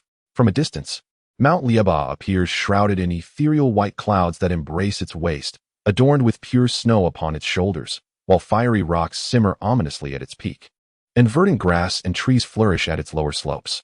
The volcanic eruptions have caused the snow to melt, forming a gentle stream that cascades down the mountain, culminating in a majestic waterfall at its foot, where a radiant rainbow arches gracefully above, illuminated by the sun's rays. As the group passed by the tranquil pool formed at the base of the waterfall, flocks of vibrant birds were startled into flight, their wings fluttering towards the vast sky. Wanqi Hanxue plucked a beautiful blossom, inhaling its fragrant aroma, becoming momentarily entranced, her eyes fluttering shut in delight. Manbio playfully tucked a flower into Wanqi Hanxue's hair, contemplating her countenance, which was not overly delicate yet held a certain charm. In a moment of jealousy, Wanqi Hanxue seized a flower and offered it to Manbio, urging her to adorn her own hair. In a swift motion, Wanqi Hanxue interjected, snatching the flower away to place it in Wanqi Hanxue's hair, provoking her discontent. Wanqi Hanxue cast a surreptitious glare at Manbio, who pretended not to notice and discreetly withdrew. Meanwhile, four young fox boys reveled in the splendor of the floral world, frolicking and chasing each other with boundless joy. Before long, they found themselves on the bustling streets of Huifuji, where throngs of people bustled about. Although it could not rival the previous nameless market, it was considered quite a lively place in this desolate region. Whispers spoke of a wise sage residing by the volcanic lava of Mount Lieba, believed to bless couples who visit him with eternal love and happiness. Should we not pay him a visit? One suggested. Indeed, I share that sentiment. It is said that those who make a wish to him shall enjoy a lifetime of blissful companionship. Let us hasten to pay our respects, came the eager reply. After you, my friend. No, please, you first. As two individuals conversed about the sage's blessings for couples, Wanqi Hanxue felt a stir of interest. Manbio, understanding her unspoken thoughts, exchanged a knowing glance with her and quietly followed the two men up to the summit of Mount Lieba. Behind them, Wanqi Hanxue and the four young foxes, puzzled by the unfolding events, trailed along, only to lose sight of Manbio and Wanqi Hanxue amidst a group of woodcutters. They searched in vain for any sign of the two, left with nothing but uncertainty. Chapter 16. The Saint's Revelation. Who are you? Manbio inquired, gazing at the venerable elder kneeling before her, feeling somewhat at a loss. I am the deity of Mount Lieba, welcoming you, honored one, for over 1,000 years. He replied, What nonsense is this? I have merely lived for 2 decades since my birth. How could you have waited for me for a millennium? It is truly perplexing. Manbio could not help but wonder if the venerable elder before him was somewhat unhinged. Yet, the mountain deity appeared resolute, and upon closer inspection of Manbio, his conviction seemed to strengthen. The young deity was not mistaken. You are indeed the esteemed figure whom I have long awaited for 1,000 years. Have you perhaps lost your memory? I am but a mortal, a mere being of flesh and bone. To bestow such grand reverence upon me at your venerable age, would that not shorten my own life? As he spoke, Manbio endeavored to assist the mountain god. However, the deity insisted on remaining kneeling, proclaiming that Manbio was worthy of such a bow. Left with no choice, Manbio patiently awaited the completion of the deity's homage before gradually rising to his feet. What is your intention in bringing me to this mountain? Manbio inquired. The young deity had no ulterior motives. He merely wished to invite you, esteemed one, to rest in my humble abode, having heard of your passage through this area. Could it be that you are the enlightened sage spoken of by the people below? Manbio pressed further. The young deity dared not act presumptuously before such an esteemed figure. After a moment's contemplation, he added, You and the respected lady must be weary from your long journey. I shall arrange for a splendid palace and prepare exquisite delicacies to serve you well. The mountain god commanded his attendants, the celestial children. Manbio was at a loss to comprehend the situation. The mountain deity's profound respect for him and sister Shui left him bewildered, and he found himself powerless to dissuade the mountain god's actions. The celestial children, too, treated them with utmost reverence, leading the pair into a majestic pavilion, its plaque inscribed with the words Wudong Pavilion. The structure boasted 3 stories, and while it may not have been adorned with gold and jade, it was undeniably exquisite, meticulously crafted with intricate details. Each tile of the roof seemed flawlessly designed, with not a single imperfection to be found, and the eaves were adorned with carvings of auspicious beasts, each a testament to the artisanship involved. The 8 grand pillars that supported the entire pavilion could only be embraced by 4 individuals, revealing the artistic essence of the mountain deity. Upon entering Wudong Pavilion, they were greeted by a dazzling array of ornamental curios, and the polished tables and chairs bespoke the mountain deity's considerable wealth. Man Buyao and Wanqi Hanxue quickly noticed a sumptuous feast of mountain delicacies and ocean treasures laid out in the center of the hall. At that moment, Man Buyao remained uncertain if he was dreaming, as if he had stepped into paradise. He pinched his cheek sharply, the faint sting confirming his reality. Before long, the mountain deity appeared in a particularly dignified outfit beside the dining table, still bowing respectfully as he invited Man Buyao and Wanqi Hanxue to take their seats.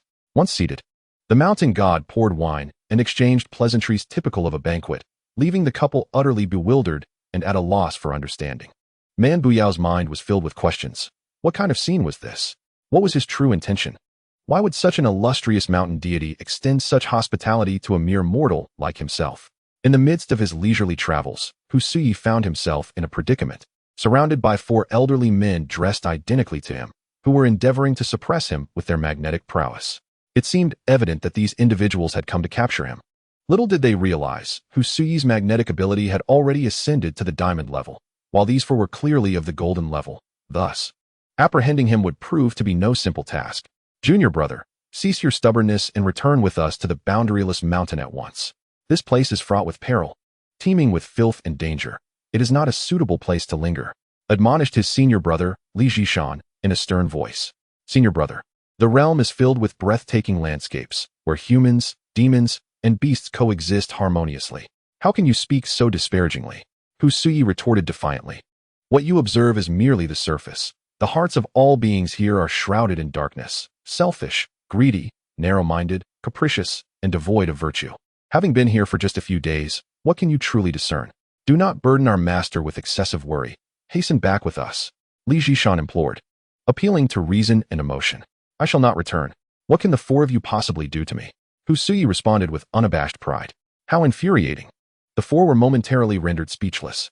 Indeed, in terms of magnetic prowess, the young disciple far surpassed them. Rebellious wretch, must I personally intervene for you to return? A venerable voice chastised. The 5 men simultaneously knelt and bowed, exclaiming, We humbly welcome our master. In an instant, a gust of wind swept through, causing the 5 to vanish without a trace. At that moment, the Emperor Hubba, who had been meditating in the domain, suddenly opened his eyes and smirked. At last, you have revealed yourself.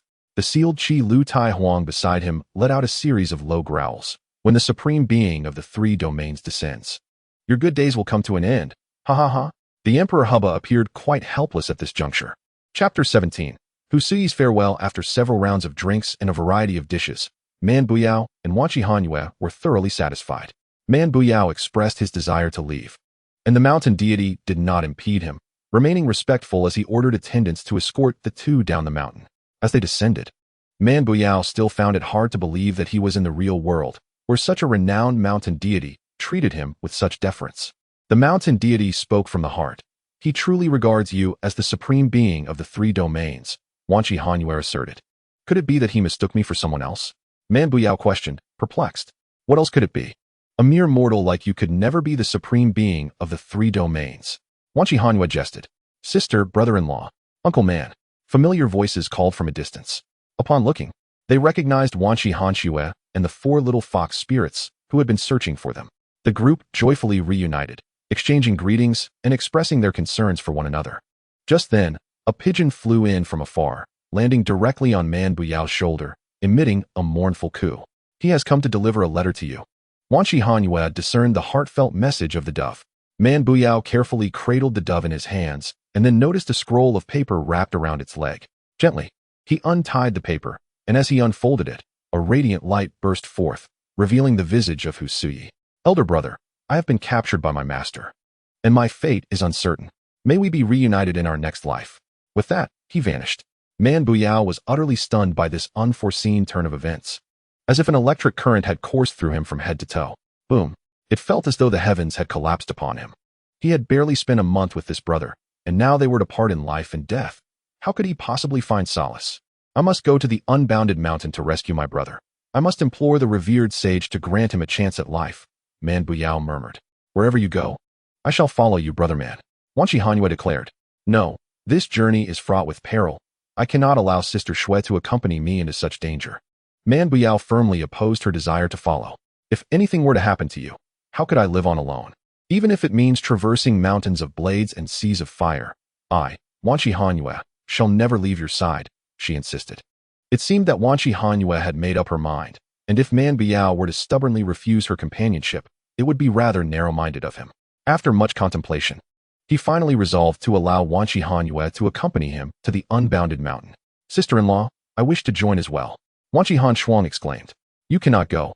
The unbounded mountain is an ancient forbidden realm, and within it resides the formidable sage, a being of boundless power. Our journey is exceedingly perilous, and I cannot allow you to take such risks. Man Buyao decisively rejected her plea. We too shall accompany you. The four little fox demons chimed in unison. You are even less permitted. Your father is my sworn brother, and I cannot let you venture into danger. Return at once. Man Buyao admonished them with the authority of an elder. I don't care. I want to follow my sister and brother-in-law. Wanqi Hanxue began to pout. If you do not return, I will summon my brother.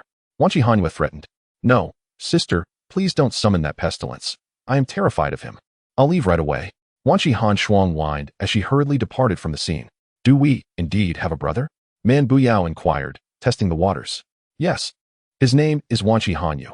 Only he can keep my troublesome sister in check, Wanqi Hanxue replied. Do you not heed your uncle's words? Why do you not leave? Man Buyao began to scold the four little fox demons, who remained obstinately still. We vow to follow Uncle Man to the death, never depart. They declared with unwavering resolve. Do you truly fear not death? If anything were to befall you, how could I, as your uncle, bear such a burden? I would find it exceedingly difficult to forgive myself for living in this world while you suffer. Are you attempting to compel me into a path of harm against my kin? Man Buyao exclaimed in distress, stamping his foot. Uncle, let us go. Upon witnessing the scene, the four little fox spirits dared not persist any longer. Since Uncle Man did not wish to involve them, they could only respect his choice. Thus, the four little fox spirits bid farewell to Man Buyao, turning back sorrowfully every few steps as they departed. Brother Man, have you ever pondered where this boundless mountain might be? Reminded Wanqi Hanxue. In truth, Man Buyao himself was unaware of the location of this boundless mountain. For before the appearance of Husuyi, no one had known of its existence.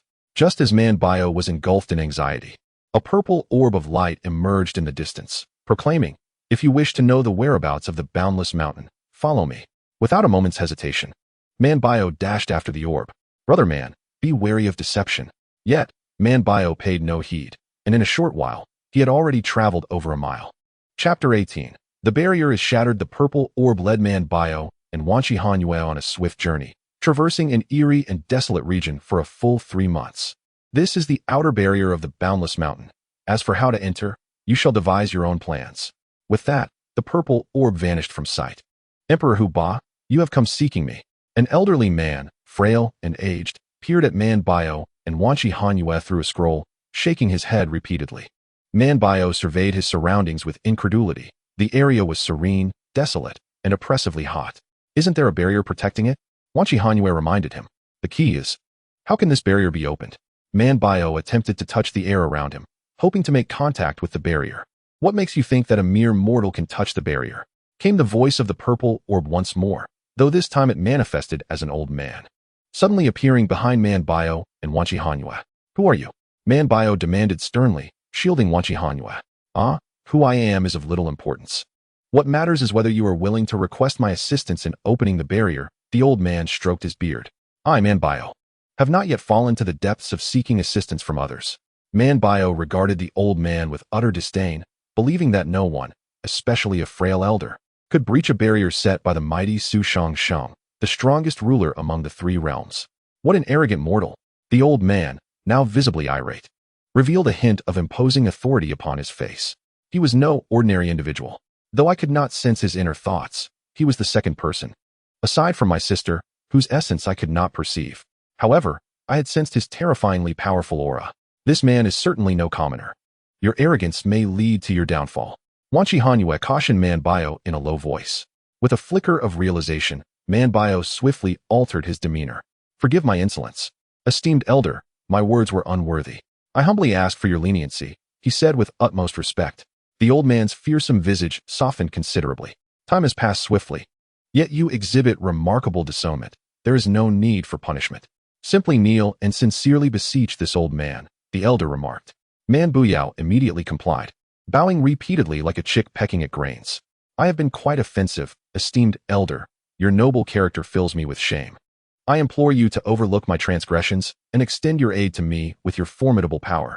I shall dedicate myself to serving you in gratitude for your immense kindness. Man Buyao had certainly expressed enough humble words for his sworn brother, Husuyi. Indeed, commendable. The elder stroked his beard, nodding in approval. However, upon hearing this, Man Buyao felt a sudden unease. Could it be that this venerable man might have a change of heart? What do you mean, esteemed elder? Man Buyao could not help but inquire hastily. Yet, even if you do not beg me, I shall still open this barrier. Ha ha ha, what a jest. Countless questions swirled above Man Buyao's head. The elder squinted at him, wearing an expression that suggested he had anticipated such a reaction. In truth, I have come to resolve a matter that has remained unresolved for millennia, the elder declared. Man Buyao found himself increasingly perplexed. Who was this person? Did he perhaps hold a grudge against the revered figure within the barrier? Since the elder comes to settle personal grievances, we mere mortals shall not intrude further. We shall take our leave. Wanqi Hanxue, sensing the complexity of the situation, prepared to depart hastily. She tugged at Man Buyao, eager to escape the scene. Halt! Without you, I cannot open the barrier myself. Therefore, you cannot leave. The elder's visage remained fearsome. At that moment, the couple was drenched in cold sweat. We, as humble individuals, are not of sufficient caliber to assist you, esteemed elder. Man Buyao's voice trembled, revealing his fright. Nay, you two are a rare embodiment of the yin-yang magnetic poles. The male represents the positive pole, while the female embodies the negative. My magnetic prowess can indeed utilize your unique forms to breach this intangible barrier. The elder proclaimed with great satisfaction. Please, esteemed elder, do not. Before Man Buyao could react, the elder unleashed a tremendous magnetic force. Man Buyao and Wanqi Hanxue found their bodies responding to this overwhelming energy, as if they had become integral components of it. Suddenly, the ground began to tremble violently, and fissures appeared, stretching from the earth to the sky, initially as fine as a hair, but eventually widening to more than a foot. With a resounding crash, the fissures vanished, revealing a magnificent celestial mountain before their eyes. It was nearly unbelievable. Such a powerful barrier had concealed an entire mountain. Old companion, cease your hiding and reveal yourself. The elder commanded sternly. A golden light accompanied the thunderous sound, and an aged yet youthful figure materialized at the foot of the mountain. Old fellow, are you still unwilling to let things go? Today, I shall settle the grievances that have persisted for millennia. Chapter 19. Self-importance. Is it truly your intention to engage in combat with me upon our reunion after so many years? Is this how you treat an old friend? Should we not reminisce? The elder spoke with an air of calm. Arkaba, I have nothing more to say to you. Spare us the pleasantries and strike. Not Void displayed a fierce determination, ready to confront him. At this moment, the couple, Man Buyao and Wanqi Hanxue, realized that this elder was none other than the mighty Arkaba, the sovereign of the three domains, which explained his immense power. Suddenly, Arkaba transformed, donning a robe woven with golden threads and adorned with dragon motifs, crowned with a golden diadem embellished with 9 dragons, clutching the treasured jade fan of the three domains. His visage radiated like gold and jade, his mouth resembling a crimson bloom. 2 large, elongated ears bore pendants shaped like divine dragons, and his piercing, radiant eyes were accompanied by 4 smaller, mesmerizing eyes that emitted a captivating violet glow. As mere mortals, Man Buyao and Wanqi Hanxue felt a surge of excitement at the rare opportunity to witness 2 ancient deities. However, at this moment, their priority was to escape. Wanqi Hanxue hastily pulled the dazed Man Buyao away, urging him to flee. Yet, Arkaba seemed in no hurry to let them go. With a mere gesture, he subtly altered the magnetic field, drawing them back effortlessly. What is the rush? The best is yet to come, Arkaba remarked playfully. Arkaba, they are but ordinary mortals. Do you not fear that our conflict will bring about collateral damage? Not Void expressed a hint of compassion. Not Void. It seems you possess quite the benevolent spirit. Yet, why do you call for violence upon my arrival? Arkaba maintained his relaxed demeanor, fully assured. I have nothing more to say to you. Come now. Let us settle this once and for all. Not Void appeared resolute, believing that today would be a battle to the death. Old friend, we have both existed for millennia. Why do you still bear the fiery temperament of youth? If we were to engage in conflict today, would it not spell disaster for the vast realms? As the sovereign of the three domains, how could I commit such a foolish act? Back when the three domains were not yet divided, Were we not both powerless? Times have changed. We ought to transform enmity into camaraderie and work together for the prosperity of the three domains. The reason I sought you out was to invite you to join me in governing the realms, so you need not continue to live in fear and concealment. Arkaba spoke earnestly. Not Void was moved by his words. Could it be that he had changed since becoming sovereign? Had he misjudged him? Arkaba, how could I ever trust your words? You have suppressed the Qilu Taiwang in the domain for over 10,000 years. How could you possibly let me go? Not Void remained skeptical. You are unlike him. You did not stand against me at that time, maintaining a stance of neutrality. He, however, has committed numerous atrocities, shedding excessive blood. How could this emperor remain indifferent? The great Emperor Hubo articulately expounded his perspective. Rest assured, both you and I have endured over 10 millennia of cultivation. Should we engage now, it would undoubtedly spell catastrophe for the three domains. I, Hubo, would be foolish to bring ruin upon the realms I govern. Upon sensing the lingering doubts of the esteemed Saint Wushu, Emperor Hubo further elaborated. After considerable reflection, Saint Wushu ultimately chose to trust Emperor Hubo's assertions and resolved to accompany him to the domain realm. Esteemed elder, I beseech you to pardon my sworn brother, Husuyi, and alleviate his suffering from the seal. A plume of smoke billowed forth from the ground, revealing a familiar figure standing resolutely before the assembly. It was none other than his sworn elder brother, the Demon King Baiwei. At that moment, he recalled the purpose of his visit. It seemed that the four noble nephews had returned to inform his elder brother. Esteemed elder, considering he is your proud disciple, please release my brother Husuyi, implored the Demon King, kneeling and bowing his head fervently. The esteemed Saint Wushu, witnessing the Demon King and the others referring to his esteemed disciple as a sworn brother, was filled with fury. I am an ancient holy deity. My disciple is of a lineage that befits his status. Now suddenly, a demon and a mortal dare to call him third brother? Does this not insult my esteemed position? Silence. You mere mortals have no right to address my disciple as such. Your audacity is shameful. Moreover, how I choose to handle my disciples is not for you commoners to meddle in. The esteemed Saint Wushu glared fiercely, his ire palpable. Elder, if you simply absolve Husuyi of his punishment, we are willing to comply with your every directive, the Demon King stated earnestly. Humph. Who do you think you are to presume to dictate terms before me? The esteemed Saint Wushu regarded the Demon King with utter disdain. You ungrateful old fool. To disregard my counsel is the height of folly. Today, I shall demonstrate the formidable power of my Intu sect. What was the Demon King planning? Chapter 20. The unexpected father-in-law underestimating oneself is the most foolish course of action. The esteemed Saint Wushu's veins throbbed, his eyes bulging like lanterns. Just as the two parties were on the brink of conflict, a panting spotted deer approached from afar. This was no ordinary creature. Its fur shimmered with radiant colors, and its antlers emanated a powerful magnetic field, its hooves hovering 3 inches above the ground as it galloped. The rider atop the deer exuded an aura of royalty. Clad in a robe adorned with diamonds and dragon motifs, crowned with a coiling dragon headdress, and sporting exquisite shoes that seemed to elevate him further. His sharp brows, triangular eyes, flat lips, and prominent nose, paired with his plump ears, gave him an air of prosperity. Upon reaching the gathering of deities, the Demon King instantly recognized him as the human king, Wanqi Hanxue. Wanqi Hanxue, what business do you have here? The Demon King inquired with evident disdain. What concern is it of yours? The human king showed no inclination to engage with the Demon King, dismounting the deer and kneeling directly before Emperor Hubo. Your subordinate Wanqi Hanxue greets your majesty. The king of humanity bowed deeply with utmost respect. No need for formalities, please rise. Emperor Hubo retorted with an air of arrogance. What brings you here? Asked Wanqi Hanxue. Oh, my dear child, your father has come to escort you and your husband back to Yuanxiang Palace for your wedding. The king of humanity displayed a demeanor that was exceedingly amiable. Wedding? Both Man Buyao and Wanqi Hanxue could scarcely believe their ears. Surely, this was not a mere figment of their imagination. In the past, numerous formidable beings had been dispatched with the intent to take Man Buyao's life, and now this abrupt reversal appeared too sudden to fathom. Are you attempting to deceive us into returning, only to ensnare us like fish in a barrel? Wanqi Hanxue was resolutely skeptical of the king's words. Oh, my child, where have your thoughts wandered? Hearing you say such things truly pains my heart. He lamented, dramatically clutching his chest and weeping inconsolably. No matter how hard Wanqi Hanxue tried, she could not decipher her father's true intentions, for she understood the nature of her father, yet was perpetually thwarted, as if ensnared by some powerful magnetic force. Was it possible that many formidable beings had gathered here? Or perhaps her brother, Wanqi Hanxue was nearby. Thus, she summoned her magnetic powers to conjure a colossal pearl. Hanxue, come forth. Wanqi Hanxue began to employ her special skill. I am coming. With a resonant reply, a child of approximately 7 or 8 years, gleaming with golden light, appeared before Wanqi Hanxue.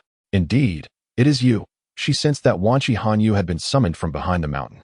Wanqi Hanxue's conviction in her hypothesis strengthened. Her father had brought her brother here to disrupt her. Stop pretending.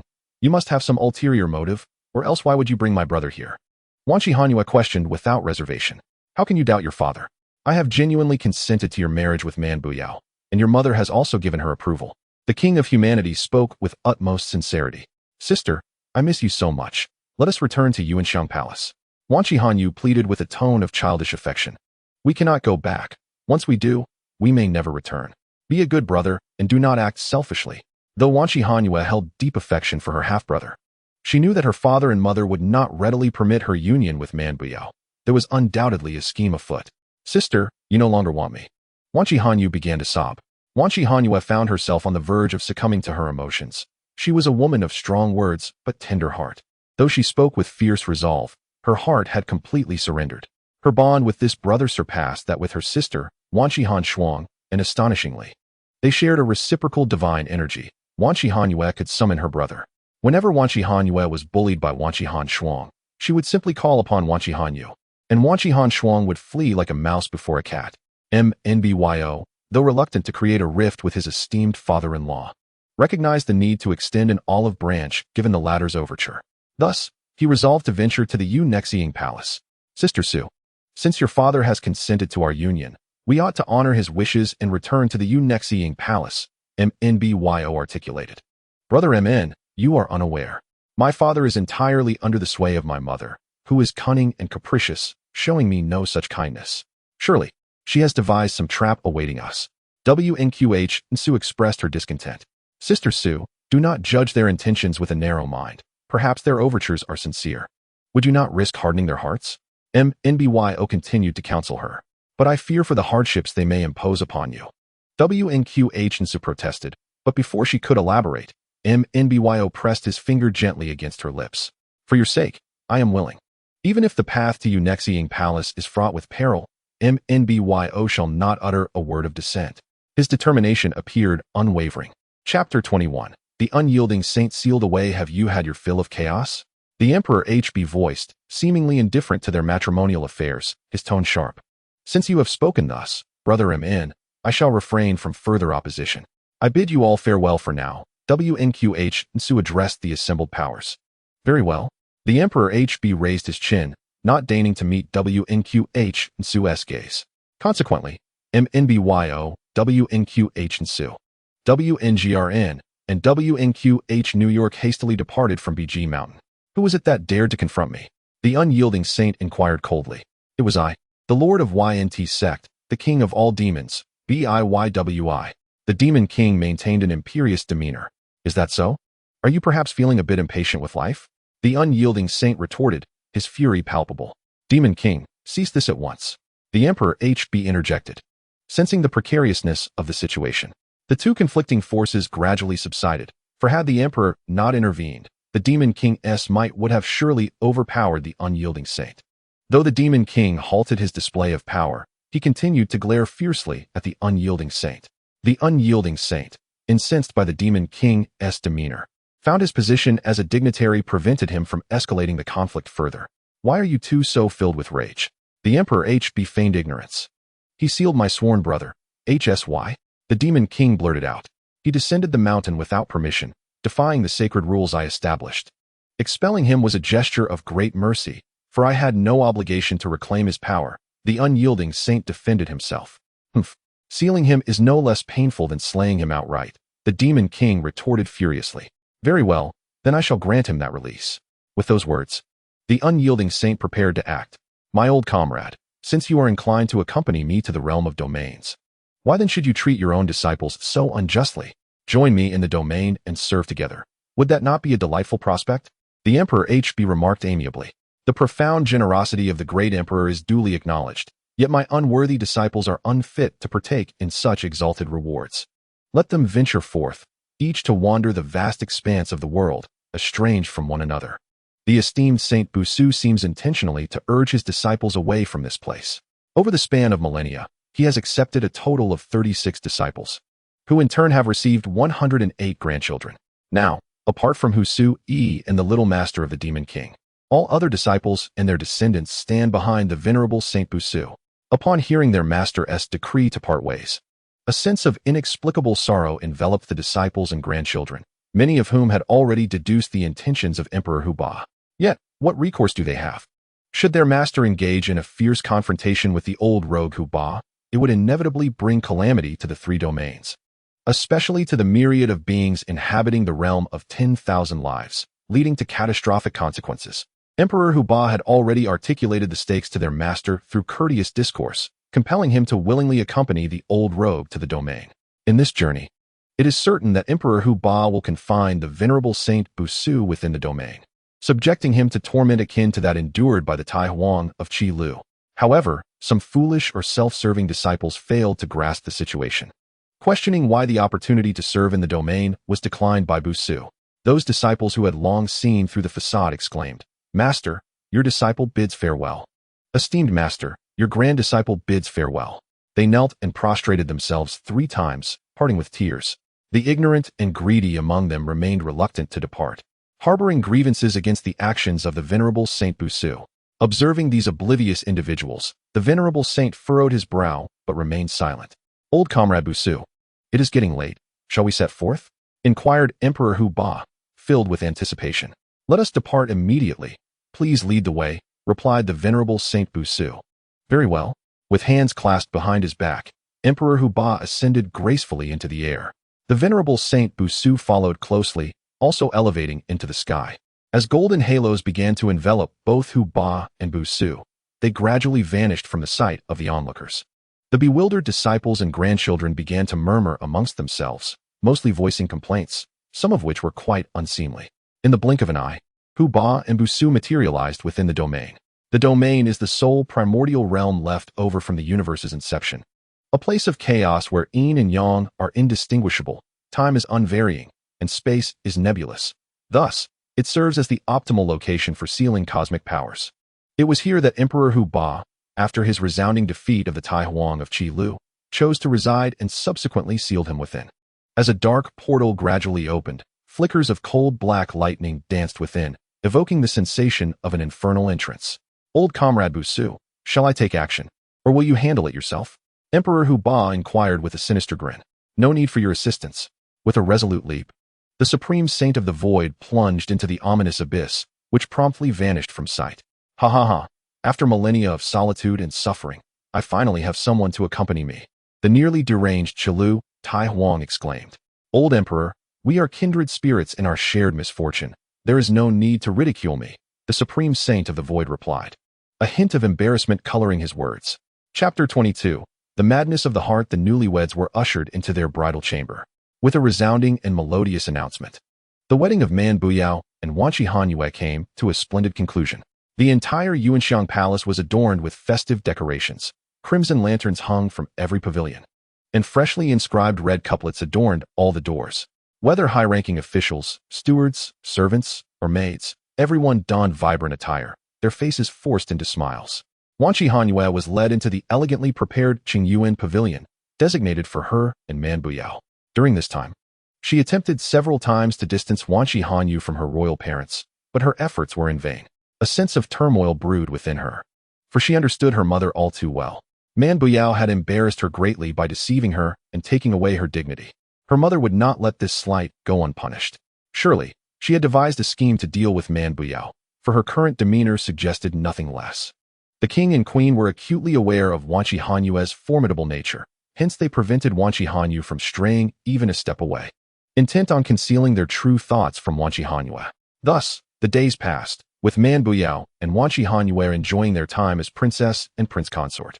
"Who are you? And who might you be?" The two strangers at either end of the bed exchanged curious inquiries. To their astonishment, Man Buyao no longer recognized Wanqi Hanxue, nor did she recognize him. When the maids reported the situation to the king and queen, they exchanged knowing smiles, celebrating the success of their cunning plan. "The prince consort appears to be afflicted with madness," Quickly escort the princess back to her original quarters, the king commanded with apparent preparedness. A retinue of 17 or 18 maids and servants promptly escorted Wanqi Hanxue back to her former abode, leaving Man Buyao in a daze, lost and bewildered. Quickly fetch the imperial physician. The king feigned urgency. Shortly thereafter, the physician arrived, first taking Man Buyao's pulse. He shook his head, stroked his beard, and sighed. Casting a furtive glance at the king, noticing the king's piercing gaze, he understood the unspoken message. Physician, has the prince consort succumbed to madness? The king inquired suggestively. Your Majesty, the prince consort appears to be afflicted by a peculiar form of madness, likely having forgotten everything, the physician replied. Is there any remedy? The king continued, maintaining an air of ignorance. This ailment may prove resistant to medicinal remedies. Only acupuncture might offer a glimmer of hope, the physician responded. Then expedite the treatment. The king commanded once more. The royal physician acquiesced with a nod and began to retrieve the acupuncture kit, extracting the longest silver needles to treat Man Buyao. Upon seeing the elongated needles, a wave of terror surged through Man Buyao's mind, prompting him to scream and attempt to flee. Quickly, apprehend the prince, commanded the king, and the servants promptly surrounded Man Buyao, binding him and forcing him onto a reclining chair. One by one, the physician plunged the long silver needles into Man Buyao's head, eliciting desperate cries of agony. Before long, he succumbed to unconsciousness, after which the servants lifted him onto a bed and departed. The king, satisfied, also took his leave, leaving only the guards stationed outside the door. What has become of Man Buyao? Inquired the queen. He has already lost consciousness, replied the king. That is well. Such is the fate of those who oppose our Wuluan Sect, the queen remarked with malevolence. I shall ensure he suffers a slow demise to assuage my deep-seated resentment. The king appeared still unsatisfied. From that day forward, Man Buyao was treated as a mere servant, compelled by a throng of attendants to undertake all manner of menial tasks within the far fragrance palace. Each morning began with the sweeping of every staircase. Yet his breakfast consisted solely of 2 buns and a bowl of water. By mid-morning, he was required to fetch 50 buckets of water, while his lunch amounted to leftovers from the other servants. In the afternoon, he had to replace the stableman, tending to the horses until dusk, only to return for dinner, which was reduced to a bowl of slop. However, the true terror awaited him each night, as the physician, under the guise of treatment, inflicted acupuncture upon his head. Each evening, Man Buyao writhed in excruciating pain, for the physician deliberately missed the acupoints, intending to torment him slowly to death. One fateful morning, the queen happened to pass by the stairs that Man Buyao was cleaning. Inadvertently, the broom lightly brushed against her, provoking her wrath. How dare you, madman, offend me? She fumed. Guards, punish him severely.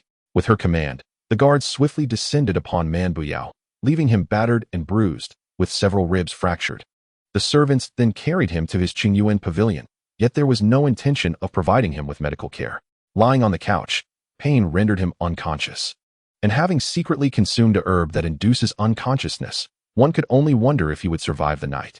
Chapter 23. The Prince's Fury. Oh dear brother-in-law. What has happened to you? Exclaimed Wanqi Hanxue as he burst into the Qingyuan pavilion. The gatekeeper and servants could not restrain the young prince, for they understood the weight of his significance. Upon seeing the gravely injured Man Buyao, Wanqi Hanxue was rendered speechless, reflecting that it was indeed unwise for his father to have brought him to seek his sister and brother-in-law. What shall we do? Quickly, summon the physician, commanded Wanqi Hanxue. The prince has already decreed that no one is permitted to enter the Qingyuan pavilion. Your Highness, please, do not make things difficult for us, implored the gathered servants and gatekeepers. How dare you defy my words? Wanqi Hanxue admonished fiercely. Do you not value your heads upon your shoulders? With that, a multitude of servants and gatekeepers fell to their knees, pleading for mercy. We do not dare, Your Highness. It is merely that the king's command must be obeyed. Please, Your Highness, calm your anger. The subordinates found themselves in a dilemma, feeling as if they were sitting on pins and needles. Whose orders could they dare to defy, the king's or the young prince's? Disobeying either would lead to dire consequences. The young prince, still tender in years and innocent in heart, softened upon witnessing their supplication. If you cannot go, then I shall take it upon myself. Little doozy, let us depart, Wanqi Hanxue declared, storming out of the Qingyuan pavilion with his loyal servant in tow, heading towards the imperial medical pavilion. Where are the imperial physicians? Come forth to attend. Little doozy called out. The physicians, resting within the pavilion, recognized the voice of the young prince and hurriedly emerged to kneel in reverence. We humbly welcome your highness. They chorused in unison.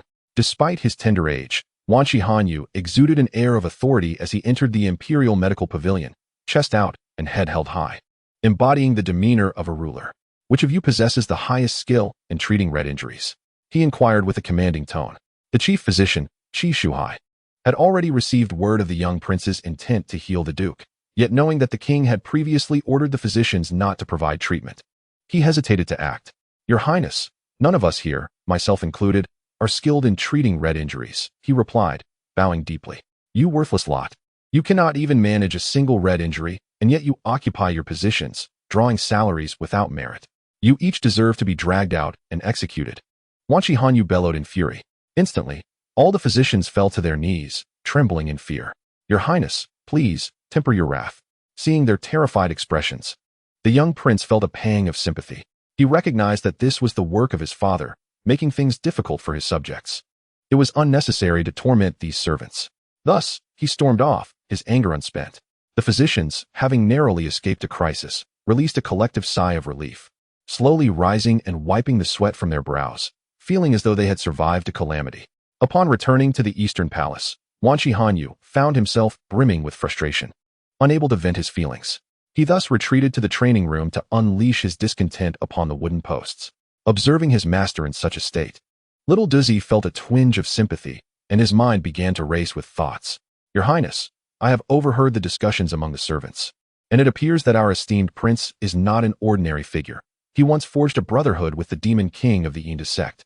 I propose that we inform the demon king of the prince's plight and see if any capable healers among his ranks can aid him, suggested little Duzi.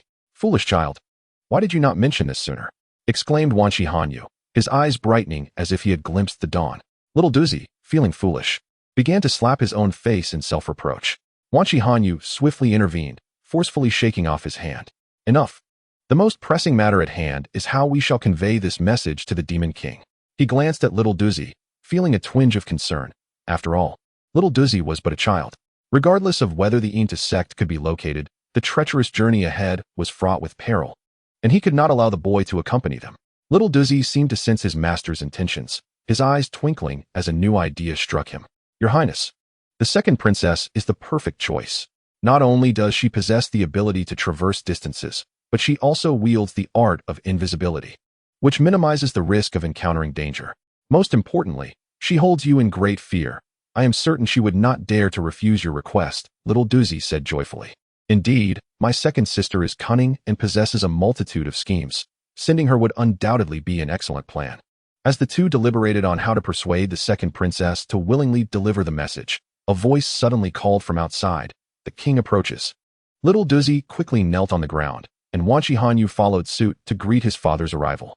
Father, what brings you here so unexpectedly? Wanqi Hanxue inquired with curiosity. First, take this treacherous servant of the prince and execute him. The king bellowed with fury. 3 or 4 soldiers entered without hesitation, dragging little Duzi out as if he were a mere chick. Young master, save me. Little Duzi cried out with all his might. Chapter 24. It is absolutely imperative to save him. I shall see who dares to harm little Duzi. It was evident that Wanqi Hanxue held a deep affection for little Duzi, boldly challenging his father. Such a servant cannot be kept. He will lead you astray. The king began to placate his child. I shall find you a servant far superior to little Duzi. As Wanqi Hanxue saw that he was on the verge of losing little Duzi, the despair in the boy's eyes incited urgency within him. If father kills little Duzi, I shall personally inform the demon king. Though still young, Wanqi Hanxue possessed a strong sense of justice. He rushed forward to restrain the soldiers, preventing them from advancing another step. If you take even one more step forward, I shall find a reason to have you executed. Wanqi Hanxue threatened the soldiers. Your Highness, we cannot defy the king's orders. The soldiers replied helplessly. Are you implying that I am to be treated as heir? You are committing an offense against the crown. Wanqi Hanxue persisted obstinately. The soldiers found themselves in a precarious situation. To spare little Duzi would incur charges of treason, while to obey the command would lead to accusations of disrespecting their superior. They were caught in a dilemma that seemed impossible to escape. It is indeed a miracle that the male and female monarchs, notorious for their wickedness, could give birth to such a virtuous child. The innate goodness within Wanqi Hanxue is profoundly influenced by the presence of Xiaoduzi, who has grown up alongside him. From an early age, Xiaoduzi has embodied the innocence of a blank slate, and although he occasionally devises mischievous schemes, They are primarily intended to alleviate Wanqi Hanxue's troubles. Observing this scene, the king realizes that his authority will be utterly diminished today. While the death penalty is unavoidable, he decrees that the living punishment shall entail a 20-year imprisonment without release. Such a concession from the king is already considerable. Wanqi Hanxue understands that sparing Xiaoduzi's life is a significant act of clemency, and as for the impending imprisonment, that can be addressed in due time. I thank your majesty for your mercy in sparing my life, Xiaoduzi exclaims as he is escorted away by the guards. Watching Xiaoduzi being taken, Wanqi Hanxue finally feels a sense of relief. The king presents himself as remarkably amiable, resembling a benevolent father, and he genuinely dotes on Wanqi Hanxue, allowing him a certain degree of caprice in his presence. My dear child, your father has already dispatched someone to summon the deity of Mount Libation.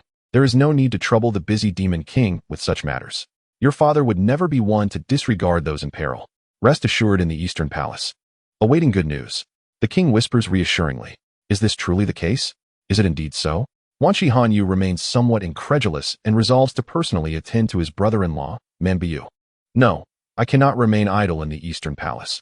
I must lead the palace maids to care for my brother-in-law, he declares, striding toward the door. My child, you. The king attempts to intervene from behind, but the young prince has already summoned his devoted maid and ventured far outside. It seems that not seeking the deity of Mount Libation may not be an option after all, lest he faces difficulty in justifying his actions to Wanqi Hanxue in the days to come. Bring forth the attendants. Yes, prepare the divine deer. At once. The king promptly enters the inner palace to relay the situation to the queen, and after preparing appropriate gifts for their meeting, he mounts the divine deer and ascends into the sky, heading towards Mount Libation. The queen, unable to catch up in time, finds that the king has already vanished from sight. The divine deer, galloping upon the clouds, swiftly reaches the summit of Mount Libation in less than half an hour. Dismounting the deer at the mountain's peak, the king approaches the palace of the deity. The guards stationed at the entrance, spotting the king from afar, hasten forward to greet him. We welcome the arrival of your majesty, they exclaim with broad smiles as they usher him into the divine palace. At that moment, a deity has already entered to report the king's arrival, and the deity of Mount Libation promptly emerges to receive him. I humbly welcome the great presence of your majesty. I apologize for not greeting you sooner from afar. I hope you will forgive my oversight. It appears that the deity of Mount Libation falls under the king's jurisdiction. There is no need for excessive courtesy, dear deity. I have come seeking your assistance, the king replies with humility. Your majesty, of such high esteem, how could you possibly require aid from one as humble as myself? Inquires the deity of Mount Libation. It is a tale difficult to recount. My erratic son-in-law has offended the queen, and in a fit of excessive rage, the servants have severely injured him. The imperial doctors of the distant fragrant palace are at a loss, and today we must trouble the mountain deity, the king of men remarked, half seriously. However, the mountain deity, upon calculating with deft fingers, comprehended the situation entirely, but, out of respect for the king, chose not to reveal the truth, merely offering a compliant smile. Since the king has made a request, it would be ungracious of me to decline.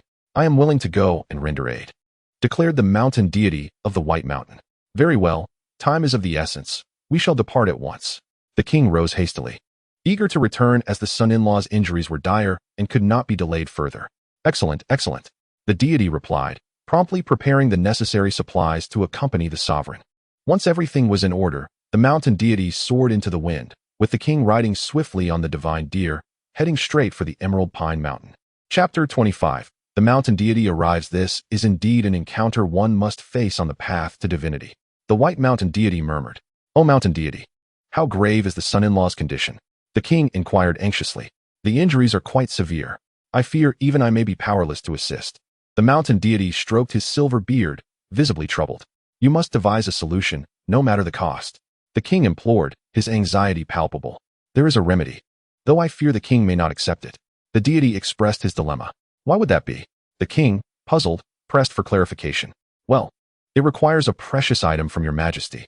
Upon hearing the term precious item, the king's expression soured, pondering the absurdity of sacrificing treasure for this fool. Surely, there must be another way. He clung to a sliver of hope. Your majesty, the son-in-law's condition has lingered too long. Common remedies will not suffice to revive him. Only the deer antler from your divine deer will serve as the necessary catalyst for salvation, declared the mountain deity with unwavering conviction.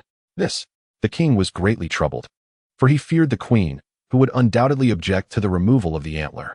The divine deer's antlers regenerate swiftly. You must make a decision, for the son-in-law's injuries are not trifling matters. The mountain deity urged. The king glanced around, ensuring the queen's trusted attendants were not present, before finally steeling himself, revealing the extent of his fear of her wrath. He then commanded the servants to immediately saw off the divine deer's antler. The servants understood the gravity of the situation and swiftly secured the divine deer, exerting considerable effort to detach the antler. Upon arrival at the Clear Garden Pavilion, the mountain deity used magnetic force to grind the antler into powder. He retrieved a pill from his medicine chest, placed it into a bowl, and added the powdered antler. Finally, he produced a small bottle from his chest, opened it, and poured a pink liquid into the bowl. After stirring with a silver needle, he pried open the son-in-law's mouth and administered the concoction. The crowd gazed intently at Man Buyao, and after a full half an hour of waiting, 1 second, 2 seconds, 3 seconds, there was still no sign of him awakening. The king of men began to harbor doubts about the efficacy of the mountain deity's healing arts. The mountain deity, Li Bai, discerned the king's thoughts, but merely stroked his beard in silence. After a short while, a servant noticed a slight twitch in Man Buyao's fingers. He is moving. Your Majesty, the prince is moving, the servant exclaimed. Li Bai stepped forward, employing magnetic energy to create a substantial magnetic field beneath Man Buyao's armpits. Gradually, the ribs of Man Buyao began to revert to their original state.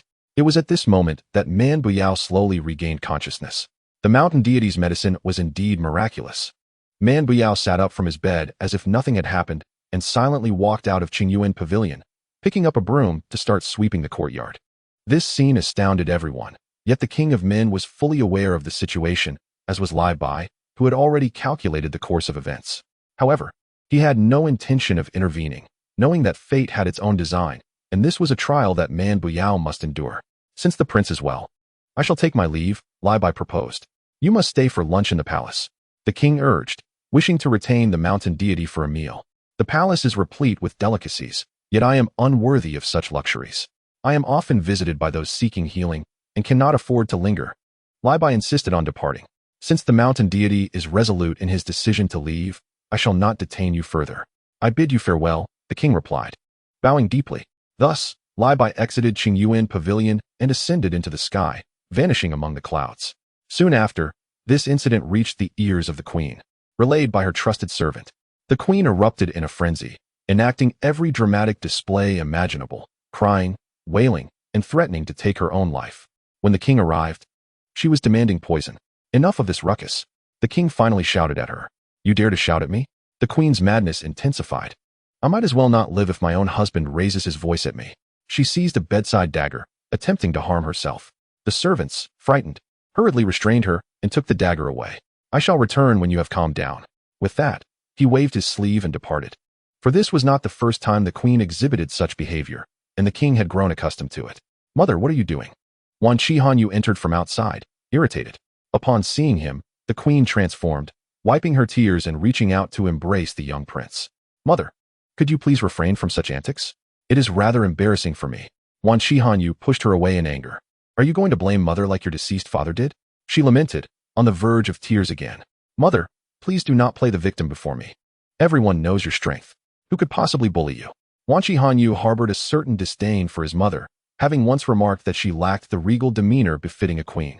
Chapter 26. The arrival of the third brother-in-law. Do you truly not recognize me? It is I, Han Huang. Wanqi Hanxue approached and embraced Man Buyao, who recoiled in terror. Who are you? Man Buyao stared blankly at Wanqi Hanxue. I am Han Huang. Brother-in-law, you do not remember me? Wanqi Hanxue pressed on. Stop. The queen mother appeared out of nowhere, witnessing the scene and quickly devising a scheme to accuse Man Buyao. You, Man Buyao, dare to flirt with the second princess? You are a beast beneath contempt. Guards, seize him and punish him severely. At her command, a throng of servants surged forward, intent on delivering a brutal beating to Man Buyao. Suddenly, a murderous glint flashed in Man Buyao's eyes. He activated his rusty iron-level magnetic field, swiftly toppling all the servants to the ground. They sprawled in disarray, cries of anguish echoing throughout the hall. Do not overstep your bounds. Man Buyao glared fiercely at the queen mother. Frightened, she hastily hid behind Wanqi Hanxue, yet did not refrain from cursing Man Buyao. You, Man Buyao, have regained your memory. It seems the forget-me-not herb I provided was insufficient. It appeared she had inadvertently revealed her own guilt. At this moment, the king, alerted by the commotion, arrived and was incensed upon seeing the servants writhing on the floor. You, Mambuyo, dare to injure my servants? Where's the Imperial Guard? Seize Mambuyo at once. With a single command, the guards rushed to surround him. However, unbeknownst to them, the enraged Mambuyo proved to be quite formidable. Though merely a rusty iron-level magnetic field user, he easily dealt with the ordinary Imperial Guards. With a flick of his power, he conjured countless magnetic arrows that rained down upon them, resulting in heavy casualties. The king, queen mother, and all present stood in stunned silence. Had Mambuyo truly lost his sanity? It seemed he had entered a near-manic state of magnetic prowess. Where's my snow sister? Mambuyo glared menacingly at the king. Previously, the king's elite guard had suffered near total annihilation, leaving only 2 alive, both stripped of their combat ability. Now, the only ones capable of contending with Mambuyo were the 4 great guardians. Your Majesty, do not fret. The 4 great guardians have arrived to protect you. Following the voice, 4 peculiar individuals entered the courtyard, positioning themselves before Mambuyo. One resembled a large rooster, named Wanqi Hanxue, sporting a pair of wings on his back in a retracted state. A crown-like helmet atop his head, chicken claw boots on his feet, and wielding a pair of dual hooks, suggesting he possessed the ability to fly. Another resembled a grand peacock, named Peacock Hanxue, with his tail fanned out in a splendid display, adorned with a peacock helmet and silver boots shaped like bird claws. He held a massive hammer that measured 3 feet in length, implying that his peacock tail held considerable significance. There exists a peculiar figure resembling a toad, with large eyes, an oversized mouth, and a stout neck, known as the Toad Spirit Master. This individual is adorned in a patterned robe, wearing strange cloth boots, and wields a trident. The last of the quartet resembles a rabbit, possessing a 3-pronged mouth and extraordinarily long front teeth that extend beyond his chin, known as the ghostly white-toothed fairy. He is clad in a pure white robe, rendering it impossible to discern whether he stands on the ground or floats above it. The 4 great guardians, Crescent Moon Chicken Fairy, Peacock Supreme, Toad Spirit Master, and Ghostly White-Toothed Fairy, have come to demonstrate their prowess. One by one, they proclaimed their names. At this moment, Mambuyo felt a twinge of trepidation, as he was merely of rusty iron rank, while these formidable beings were surely of at least silver rank. Suddenly, a fierce wind howled, and a familiar silhouette descended from the heavens. Mambuyo squinted in disbelief, his heart swelling with joy. Third brother? Is that you? Unable to contain his elation, he rushed forward to grasp the figure. The onlookers were at a loss, exchanging bewildered glances, momentarily abandoning their aggressive intentions. How could this lad have a third brother? Is he a biological sibling? No, Mambuyo only has one son. Perhaps he is a sworn brother. Considering he has already pledged brotherhood with the Demon King, the Human King pondered. The newcomer was none other than Hanxue, the esteemed disciple of the revered elder of the Supreme Gate and Mambuyo's sworn third brother. What do you intend to do? Hanxue admonished. The 4 great guardians, unaware of Hanxue's formidable prowess, raised their weapons against the duo without hesitation. However, Hanxue would not allow their reckless assault. He summoned a magnetic force, generating a powerful magnetic field that ensnared the 4 guardians, rendering them utterly immobile. Following a resounding crash, all 4 guardians met their demise. This turn of events left the Human King and Queen in stunned silence. How could this shameless rogue, Mambuyo, possess such a formidable ally? No wonder the 8 protectors of the sect had been annihilated. It appeared this youth was truly terrifying. That so-called Human King. You might as well engage in a duel with me, Hanxue declared. With this challenge, the Human King could not afford to remain passive. Child, do not overestimate your abilities, he retorted with a laugh. We shall see if you possess genuine skill. The Human King assumed a combat stance, ready to unleash his magnetic prowess. Hold on, Hanxue interjected, signaling for a temporary ceasefire. What? Afraid? Inquired the Human King. The word fear has yet to find its place in my dictionary. Engaging in such a meaningless battle would be a waste of my time. My proposition is this: should you lose, you must surrender my sister-in-law and vow never to renege on your promise. Hanxue stated earnestly. And what if you were to lose? The Human King queried, harboring a glimmer of hope. I cannot possibly lose. However, in the spirit of fairness, I pledge that should I be defeated, I shall leave Tsuetsong Mountain with my elder brother and never set foot here again. Princess Chong, we shall also relinquish. Hanxue resolutely replied. Very well. It is settled. It is settled. Mambuyo wished to say something, yet was interrupted by Hanxue. King of men, you are of advanced age. I shall grant you 3 moves first. Hanxue's audacity grew bolder. The King of men secretly rejoiced, thinking to himself, "This lad is asking for trouble. It seems he is still but a naive youth. Very well, I shall not hold back." As the king of men spoke, he began to summon his magnetic field. A colossal magnetic entity swiftly emerged behind him, wielding a magnetic blade over 10 feet long, which it raised and swung down towards Husuyi. Unfazed, Husuyi did not flinch. The magnetic blade struck squarely atop his head. A thunderous sound reverberated, yet Husuyi remained unperturbed, with not a scratch to be found upon him. This astonished the king of men, who thought, "This youth is no ordinary individual. His magnetic field must be at least of diamond grade. Truly, Man Buyao is fortunate. An already formidable demon king now has such a terrifying younger brother emerging. I must have greatly underestimated Man Buyao." Having spoken, how can I, as the esteemed king of men, retreat? I can only press forward resolutely. What? Are you afraid? You still have 2 moves left, Husuyi said impatiently. Utter nonsense. How could I, the king, be intimidated? Prepare yourself, you young rascal.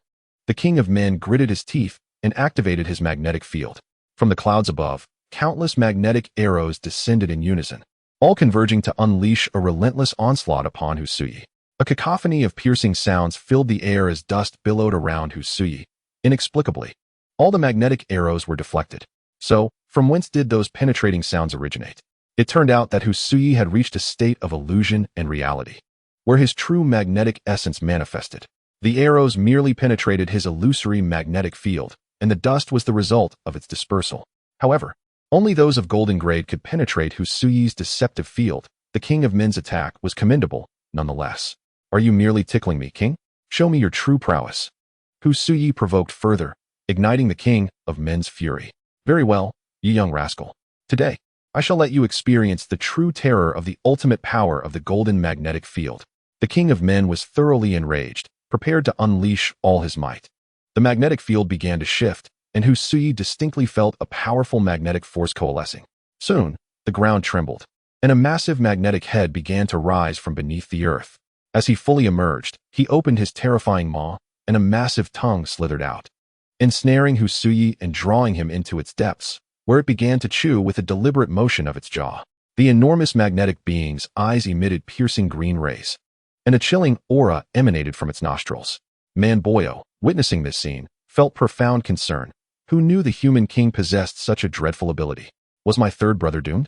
After a prolonged moment of chewing, there was no sign of life from Husuyi, and with a resounding gulp, the magnetic entity swallowed something. At this moment, Man Boyo felt the world around him darken, as if he were on the verge of fainting from despair. Meanwhile, the human king and queen were filled with relief, thinking they had finally disposed of this troublesome adversary. Ha ha, Man Boyo, what allies do you have left? Feel free to summon them. Today, I shall eradicate them all. The human king boasted arrogantly. You celebrate a tad prematurely. Husuyi suddenly interjected.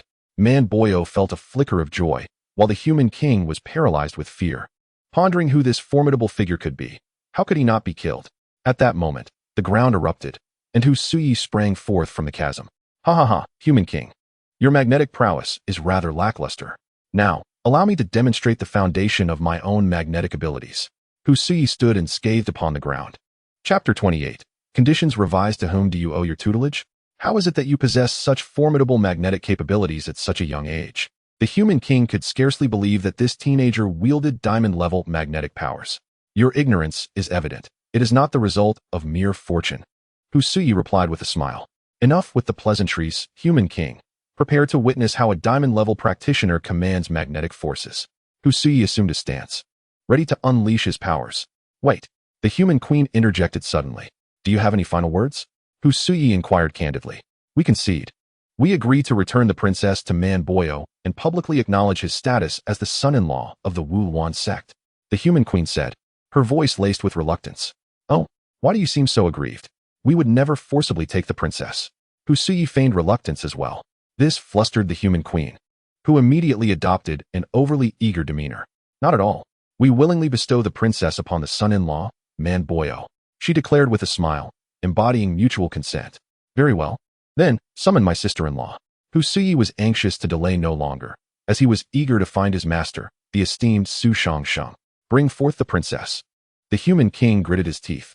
Moments later, servants assisted Wanqi Hanxue as she emerged, yet her eyes were vacant, her demeanor transformed.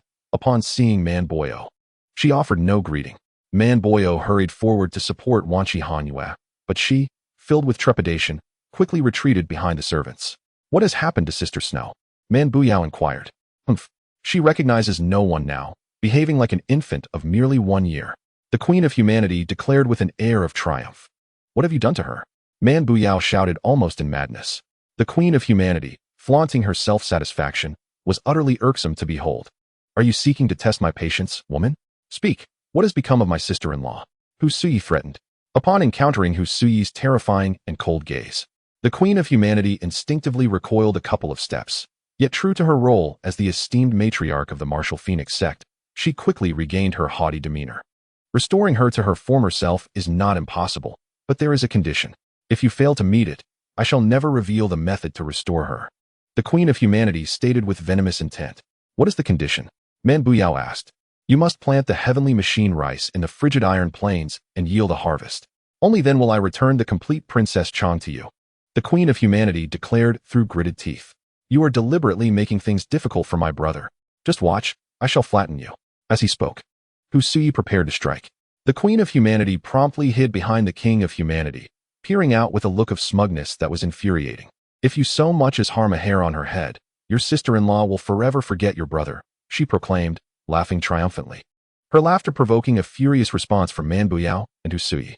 Then, where may I find the seeds of the heavenly machine rice? Man Buyao asked helplessly. Bring forth the seeds of the heavenly machine rice for Man Buyao, commanded the Queen of Humanity. Moments later, servants arrived carrying a large sack of heavenly machine rice seeds. Placing it before Man Buyao. If I sow the heavenly machine rice and produce grain, will you keep your promise? Man Buyao inquired. If there are indeed conditions. We shall return the Princess Chang to you in her original form and acknowledge your status as a son-in-law, the Queen of Humanity replied, her confidence palpable. Should you renege on your word, observe. Hu Suyi gently thrust out a palm, and the stone lion outside was instantaneously reduced to dust. I shall not go back on my word. The Queen of Humanity stammered. Thus, Man Buyao shouldered the heavenly machine rice seeds and, together with Hu Suyi, departed from the distant fragrance palace. After walking some distance, Hu Suyi halted, feeling a pang of reluctance. How he longed to accompany Man Buyao to the frigid iron plains in search of the heavenly machine rice, yet he was uncertain of his master's whereabouts, making it difficult to proceed with ease. Brother, forgive me, but I cannot accompany you to the frigid iron plains. My master is currently untraceable. And after my senior brother helped me break the seal, he perished. With his last breath, he instructed me to summon you before departing this world. Yet he did not disclose my master's whereabouts. I must find my master to find peace, Hu Suyi said, his expression fraught with difficulty. Unfathomably unaware of the intricacies of the situation, he divulged the events as they transpired. Yet, he remained oblivious to the fact that his master had been sealed, leading Hu Suyi to only know that his master had ventured into the domain realm, unaware of the grim truth regarding the seal. Hu Suyi, an astute individual, recalled his master's repeated admonitions to avoid detection by the formidable Emperor Hu Ba, for dire consequences would surely follow. He surmised that his master's journey into the domain realm was fraught with peril, and that his elder brother's reluctance to disclose their master's whereabouts stemmed from a desire to prevent him from confronting the Emperor Hu Ba. Resolute in his determination, Hu Suyi declared, I must create a stir in the domain realm. Third brother, do not act rashly. We must deliberate carefully, came the caution from his elder brother. Rest assured, I only seek my master and will not engage the Emperor Hu Ba, Hu Suyi reiterated. However, Man Buyao, perceptive to the situation, understood Hu Suyi's intentions and grew increasingly worried about potential missteps. Do not be anxious. The Emperor Hu Ba is the sovereign of the 3 domains and is unlikely to act with undue severity. Moreover, though your magnetic prowess has reached the diamond level, it pales in comparison to the Emperor's kingly might. Venturing forth recklessly would be tantamount to courting death. Surely, our master would not wish to see you perish so. Man Buyao implored earnestly. At this moment, Hu Suyi regained his composure, realizing the true nature of the Emperor Hu Ba as the supreme ruler of the 3 domains. Recklessly proceeding would indeed be unwise. How could he have forgotten his master's teachings? Even in a quest to rescue his master, one must possess adequate strength. Otherwise, revenge would remain unfulfilled, and his life would be forfeit. You are right, elder brother. I must diligently cultivate my magnetic prowess. Thank you for your guidance. Hu Suyi finally acknowledged, coming to his senses. Third brother, you have not disappointed your second brother. Man Buyao expressed joyfully. How can you be my second brother? You are my elder brother. Husui corrected him. Let us not forget, our elder brother is the formidable demon king, by Yi. Man Buyao countered. By lineage. He cannot be the elder. Husui, surprisingly fond of discussing lineage at such a young age, declared. Oh, foolish third brother, we are sworn brothers. If you dismiss it, where does that leave me? Are you to make your second brother a faithless and ungrateful soul? Man Buyao feigned displeasure, tears welling in his eyes. Very well, you are the second brother, and he is the elder brother. I accept this.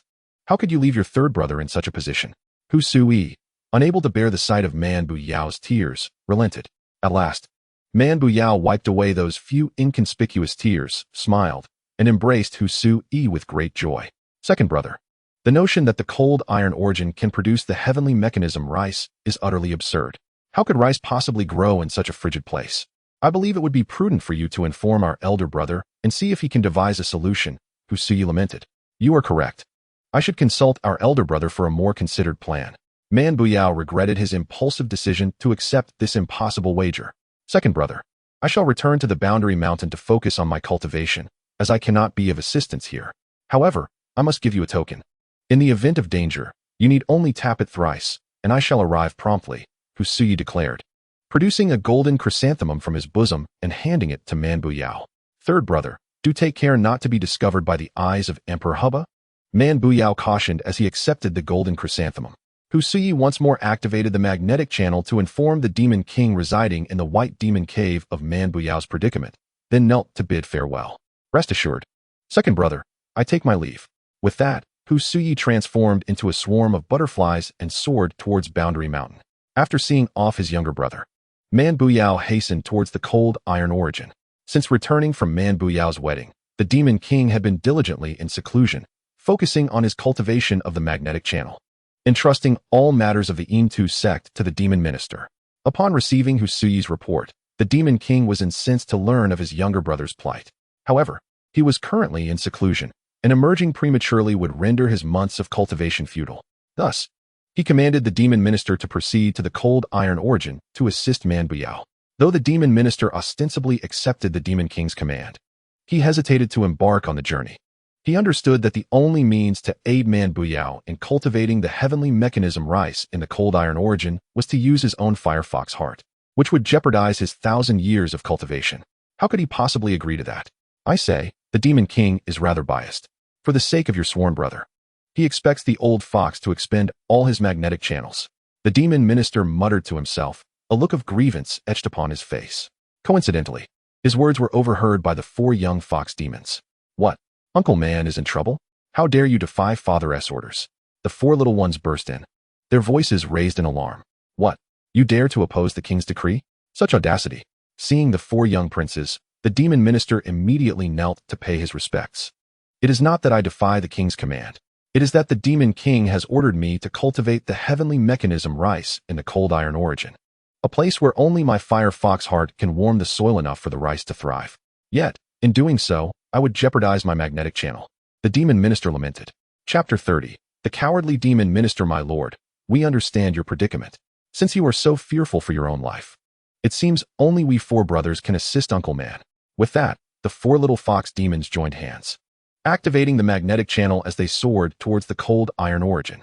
The demon was so frightened by the scene before him that he felt as if his soul had left his body.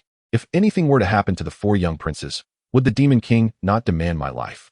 With this thought, the demon had no choice but to summon his magnetic power and take flight in pursuit. Your Highnesses, please wait, he called out as he hurried after the 4 young fox spirits. Dear sir, please attend to our father well.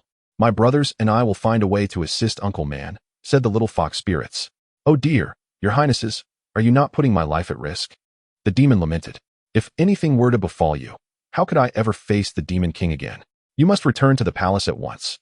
Even if it costs me my life, I must help Master Man cultivate the celestial rice, he exclaimed, his voice filled with urgency. Knowing that Uncle Man is in trouble, how could we possibly stand by idly? There is no need for further persuasion. The 4 young fox spirits insisted, resolute in their decision not to return home. The demon, left with no other option, relented and agreed to accompany them. As they spoke, they arrived at the icy heart of the Iron Plains, a place where fierce winds howled year-round and mountains of snow accumulated perpetually. Human presence was scarce, One could perish from the cold without thick clothing. Only the warmth of the demon's fiery heart could sustain life here, allowing vegetation to thrive. Uncle Man was already distressed upon arriving, pondering what to do. If this continues, the seeds for the celestial rice may freeze. Do not worry, Uncle. Your nephew has come to lend a helping hand. The 4 young fox spirits called out eagerly upon spotting Uncle Man from a distance. Seeing his 4 nephews approaching with a man who appeared to be an official filled Uncle Man's heart with joy. He was well aware of the talents among the Demon King's subordinates and believed they would have a solution to help him cultivate the celestial rice. Once the 5 of them gathered, after exchanging pleasantries, Uncle Man felt a twinge of guilt upon seeing the elderly gentleman nearing his 60s. I truly apologize for troubling you. Dear Elder, he bowed respectfully. Humph. No need for such formalities. The demon replied begrudgingly, pouting slightly. This left Uncle Man feeling quite awkward. Demon, this is the sworn brother of our father. By etiquette, you ought to refer to him as your highness. How can you be so disrespectful? The 4 young fox spirits chided. Only then did the demon reluctantly clasp his hands together in a gesture of apology. Hey, the 4 young fox spirits wanted to continue reprimanding the demon. Dear nephews, do not be rude. After all, he is an elder. You must show him respect. Uncle Man interjected. However, the demon seemed indifferent to Uncle Man's courteousness, remaining unwillingly steadfast against the howling wind and snow. Now, please choose a location, your highness, where the old fox can assist you in cultivating the celestial rice, he said nonchalantly. Very well, Uncle Man replied, beginning to select a relatively flat area for planting the celestial rice. He surveyed his surroundings, noticing a slightly elevated spot nearby. Too low a ground would risk the melting snow flooding the celestial rice. I shall plant it here, Uncle Man declared. Excellent. The ancient demon resolved to extract the heart of the fire fox, transforming this desolate realm into a summer paradise. As the demon spoke, he prepared to activate the magnetic array to retrieve his heart of the fire fox. However, Man Burao immediately intervened, halting the demon's action. I shall never sacrifice the lives of others for my own success. Such an act is utterly abhorrent to me. Man Burao expressed with profound guilt. What then shall we do? Remaining here not only prevents us from cultivating the celestial grain, but may also lead to starvation. As he spoke, the stomachs of the group echoed their discontent in unison. Esteemed nephews and honorable demon, I appreciate your goodwill, but I implore you to return. The matter of the celestial grain rests solely upon my own fate. Man Burao insisted, wishing for them to leave, as their presence served no purpose. Uncle, we cannot depart. We must find a way to assist you in cultivating the celestial grain. The 4 young fox demons declared resolutely. Children, this place is far too frigid. Prolonged exposure may deplete your magnetic energy excessively, risking frostbite. You must leave at once. You have already shown great compassion. I am eternally grateful, Man Burao said earnestly. The young fox demons wished to speak further, but Man Burao, unable to bear their suffering alongside him, decided to resort to extreme measures. If you do not leave, I shall take my own life here, he proclaimed, drawing his dagger. Faced with such a dire situation, the 4 young fox demons could only succumb to their despair. After all, what purpose did it serve to remain in this fruitless endeavor? The demon admired Man Burao's character greatly, astonished to find such nobility in the world. Your Excellency, the heart of the fire fox is the culmination of a millennium of cultivation. Thus, the ancient demon will not face any mortal peril. Allow him to assist you in fulfilling your wishes, the demon said earnestly. If you utilize the heart of the fire fox, I shall remain here forever. Man Burao reiterated his resolve. Chapter 31. Truly delicious uncle, you need not feel remorse, the heart of the fire fox. Before the 4 young fox demons could finish, Man Burao erupted in frustration. Are you not listening to your uncle? Leave at once, he bellowed in anger.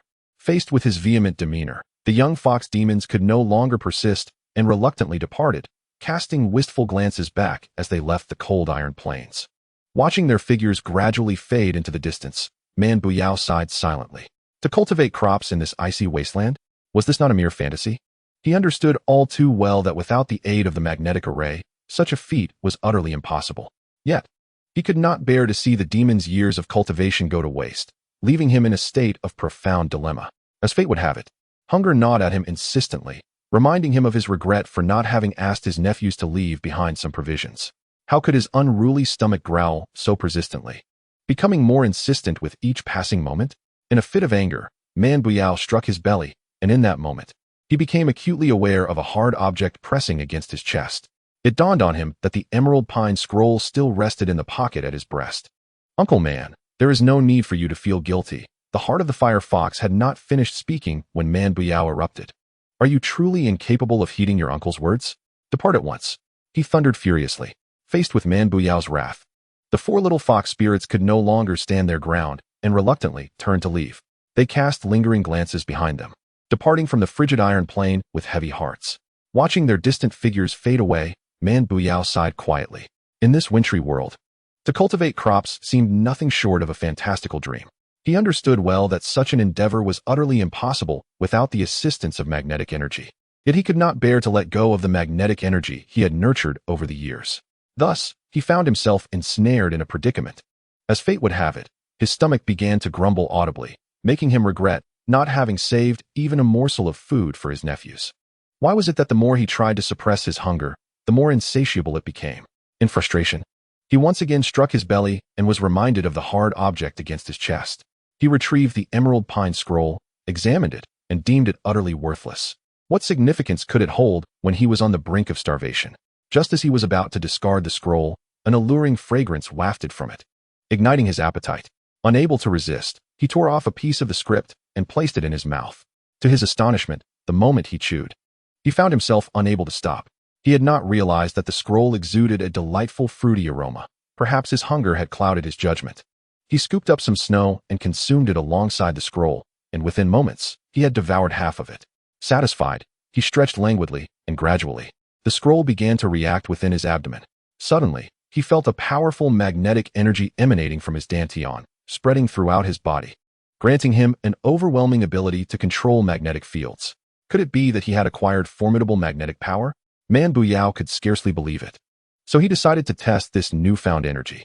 The moment he did, it was as though the heavens themselves had collapsed. A deafening roar ensued, and the sky split open wide, while the ground fissured beneath him. In a panic, he retracted the magnetic energy, stunned by what had just transpired. What level of magnetic power was this? It was utterly terrifying. Even the Emperor Hubei, meditating in the realm, was jolted from his seat, nearly toppling over. The barrier sealing the formidable Qi Lu Tai Huang and the elusive Bu Su Shangsheng was nearly torn apart. What on earth was happening? Emperor Hubei swiftly activated the magnetic array, surveying the entirety of the three domains, and beheld the bewildered figure of Man Buyao lost in thought within the frigid iron plains. Could this young lad truly be the one manipulating the magnetic array?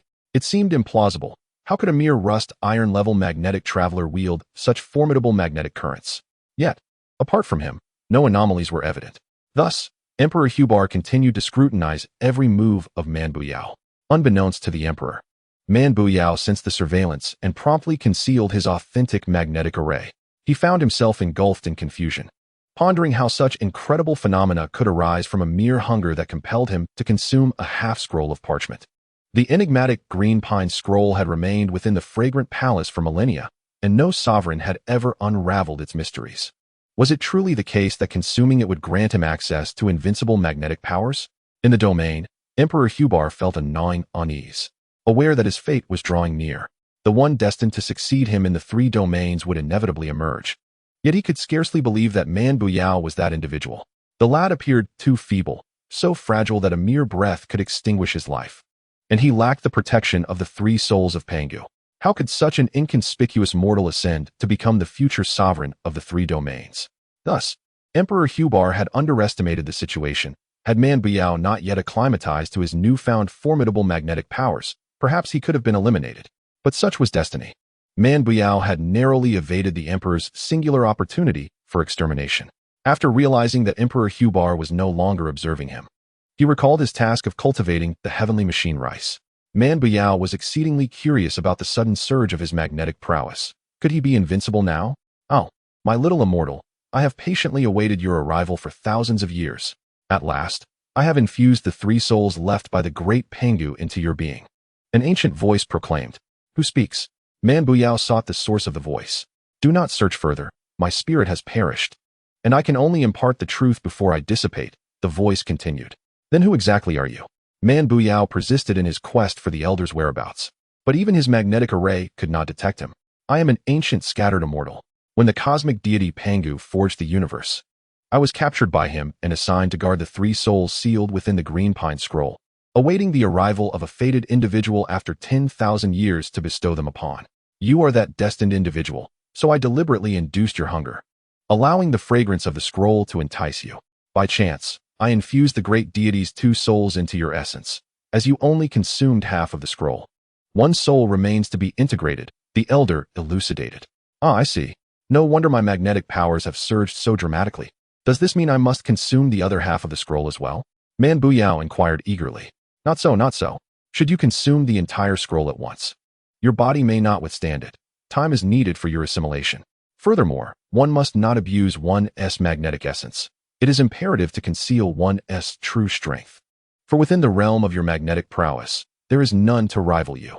Should you act recklessly, your spirit may detach and seek a more compatible host.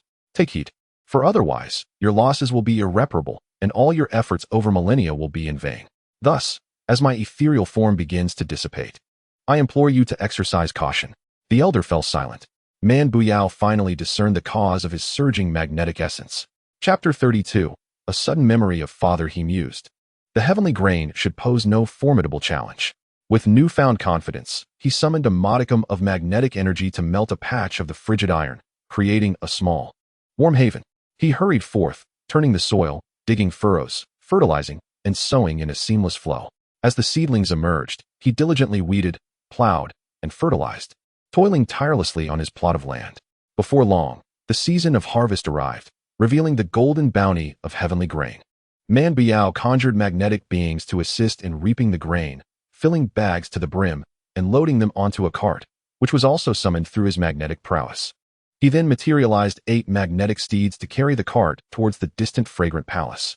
Upon learning that Man Buyao had not only cultivated the heavenly grain, but had also transported it back, the king was nearly rendered speechless. How could this madman accomplish such a feat? The queen shared his bewilderment. Yet the reality remained that Man Buyao had indeed returned with an entire cart of grain, sufficient to sustain the royal family for a year. With no other recourse, the king and queen reluctantly honored their promise and brought Wanqi Hanxue before Man Buyao. Why does she not recognize me? He exclaimed in frustration. I only promised to explain why the princess does not remember you. I never claimed to cure her. The queen's demeanor incited Man Buyao's ire, as he longed to chastise her.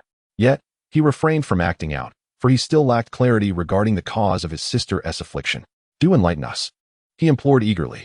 The princess consumed the forgetting herb, which has caused her to lose all memories, the queen declared with a sense of pride. Did you deliberately feed it to her? He demanded, fists clenched and creaking ominously. The sight of his fury caused the queen to retreat behind the king for protection. Is there no antidote for this herb? He inquired, his teeth beginning to grind. The king interjected, hastily attempting to absolve the queen. The act of feeding the forgetting herb to the princess was not the queen's intention. She merely wished for her to forget you, but the dosage was excessive, leading to the loss of all her memories. His words were difficult to believe. Nonsense. Are you attempting to deceive a child? I have long known that the forgetting herb is a vile poison. Once ingested, it obliterates all memories. You seek to excuse the wicked woman who harmed her own daughter? He retorted, filled with righteous indignation. Man Buyu's fist clenched even tighter. The king of Man was filled with indignation, yet remained silent, for Man Buyu spoke the truth.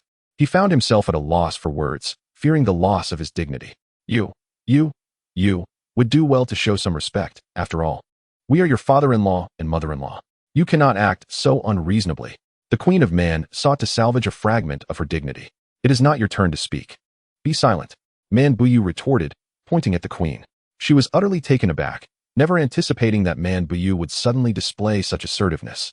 This was no longer the foolish son-in-law who could be easily manipulated. Clean up our Qinyuan pavilion. I wish to move in with Sister Shui. Man Buyu commanded once more. The king of Man hastily issued orders to tidy up Qinyuan pavilion, not out of fear of Man Buyu, but rather due to the formidable presence of Husuyi, whom he suspected was nearby, watching his every move. The queen of Man simmered with suppressed rage, yet she dared not voice her anger. She understood that Man Buyu was no longer someone to be trifled with, having the demon king as an elder brother and Husuyi as a younger brother. Neither was a person she could confront. Thus, she led her servants away in disgrace. Man Buyu guided Wanqi Hanxue back to Qinyuan Pavilion, which he had left a year prior. Gazing at the characters spelling Qinyuan Pavilion, he felt a tumult of emotions. He had once envisioned a future filled with happiness alongside Wanqi Hanxue.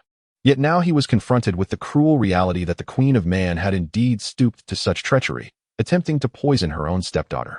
Even more disheartening was the fact that the King of Man allowed such misdeeds to transpire unchecked. Suddenly, a troubling thought struck Man Buyu.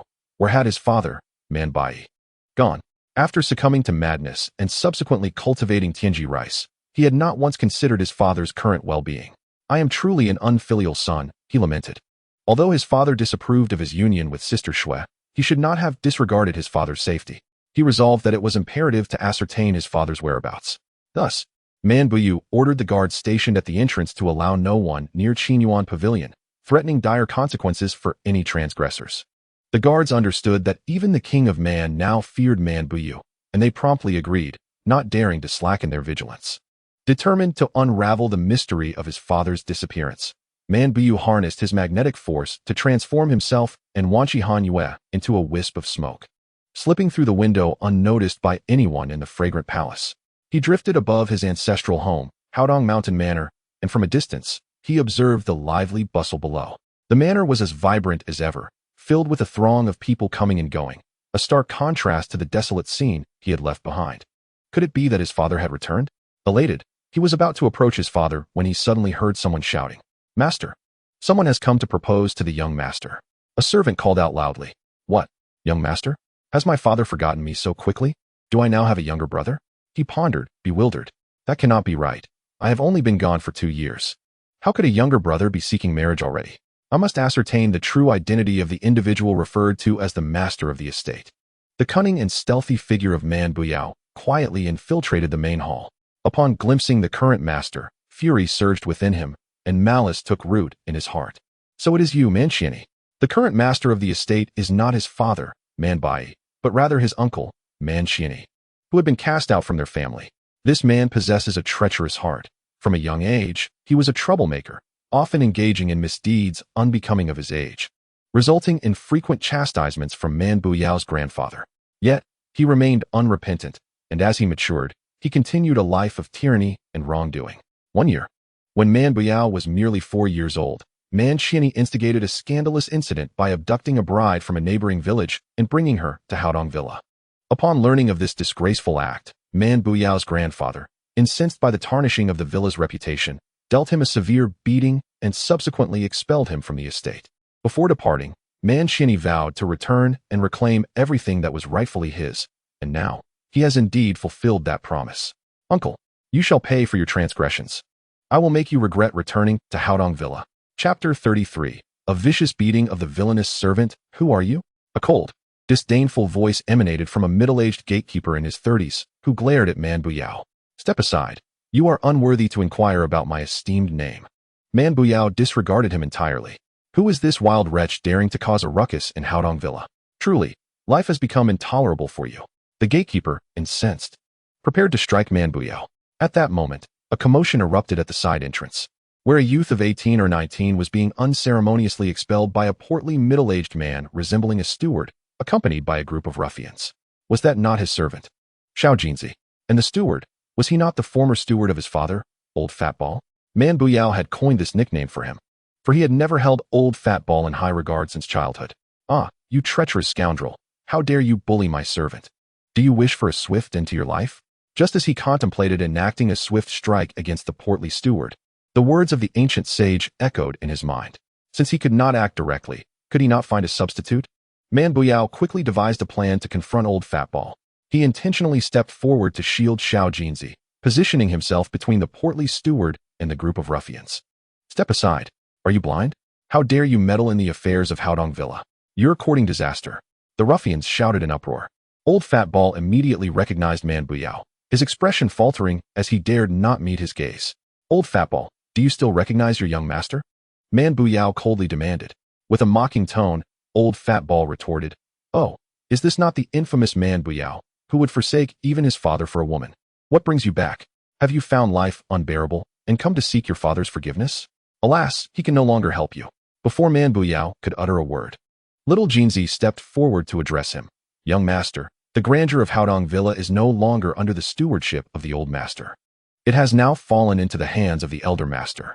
This corpulent fellow has shown his true colors, hurling insults at us, the loyal servants of the old master, and even resorting to violence." Little Jinzi, feeling utterly aggrieved, found himself at a loss for words. At that moment, the rotund steward continued his mockery. Young masterman, have you returned to plead for money? You, who have shown me nothing but disrespect since childhood, now come to me. Since I, the chief steward, no longer serve you too, I shall not hold back today. Come on, beat this scoundrel to death. A throng of ruffian servants surged forward, raising their clubs to rain down blows upon Man Buyao. Witnessing the imminent danger to his master, little Jinzi rushed forward to shield him. Man Buyao, unwilling to let little Jinzi suffer, discreetly transmitted a modicum of magnetic energy to him. Instantly, little Jinzi felt a surge of magnetic force coursing into his core.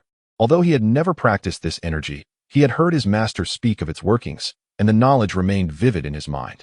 Thus, he endeavored to wield this magnetic energy. The brutish servants, mere mortals, were utterly unprepared for the onslaught of this power. The clubs struck little Jinzi as though they had collided with an impenetrable fortress, causing their hands to tremble and their arms to go numb. Enraged, the fat steward bellowed, "What a bunch of cowards! You can't even handle a mere servant." He raised a wooden club and aimed a vicious strike at little Jinzi. With a resounding thud, the steward was sent flying back over 10 feet, crashing heavily to the ground in a most undignified manner. The astonished old fat ball and the wicked servants gaped at little Jinzi. In truth, he himself could scarcely believe the sudden emergence of this magnetic energy. Regardless of the circumstances, it seemed the tables had turned, and it was now his turn to intimidate these ruffians. Who else dares to challenge me? Step forward and test your luck, little Jinzi declared with newfound confidence. Meanwhile, news of the commotion had reached Man Xiani. He could hardly fathom that someone would dare to stir trouble at Haodang Villa. It was an audacious act indeed. Fuming, he made his way to the side entrance and soon spotted Man Buyao. A wicked glint crossed his eyes as he stepped out. "Ah, my dear nephew has come. Why did you not inform your uncle in advance, so I could have sent the dogs to greet you?" Man Xiani spoke without a shred of familial decorum. "No need for such a welcome, uncle," Man Buyao retorted just as unceremoniously. "You." It was evident that Man Xiani felt insulted. Turning, he noticed the dirt-covered fat steward and demanded, "What on earth happened?"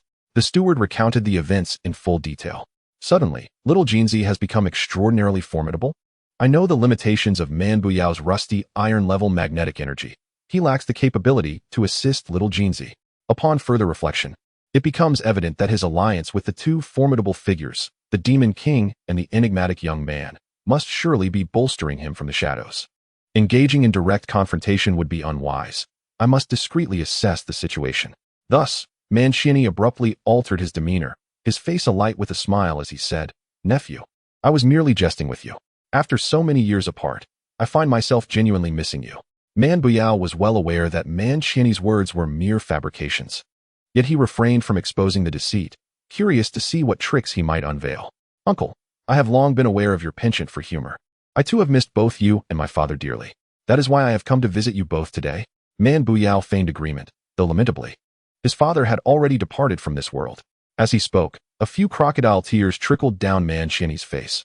All the while he covertly scrutinized Man Buyao's expression. The mention of his father sent a jolt through Man Buyao's heart. Had it not been for the powerful magnetic current coursing through him, he might have collapsed.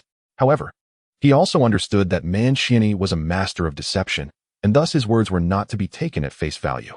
At this moment, Wanqi Hanxue, who had been standing silently like a mere specter, suddenly interjected, He lies. He lies." It appeared that despite having consumed the forgetting herb and lost all memory, she still possessed the ability to read minds. Seeing his falsehood exposed, Man Xiani swiftly transformed his expression.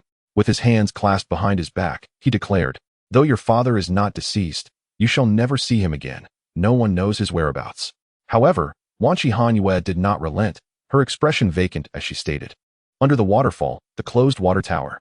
In that instant, Man Xiani recognized that this seemingly daft woman was far from ordinary. She could discern his innermost thoughts.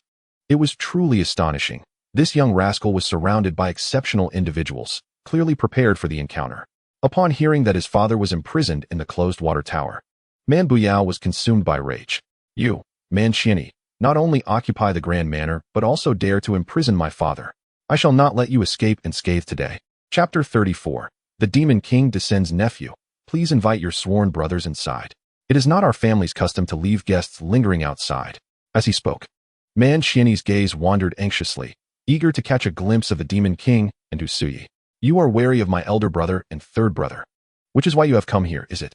Allow me to ease your mind. Man Buyao mused internally. My nephew has only come with my wife. No others accompany us. Man Buyao was no longer intimidated by Man Xianyi. Upon hearing that only the couple had arrived, Man Xianyi's countenance morphed into a menacing visage. Guards, seize this little rascal and his wife, and take them to the closed water tower. Man Xianyi was indeed a thorough scoundrel.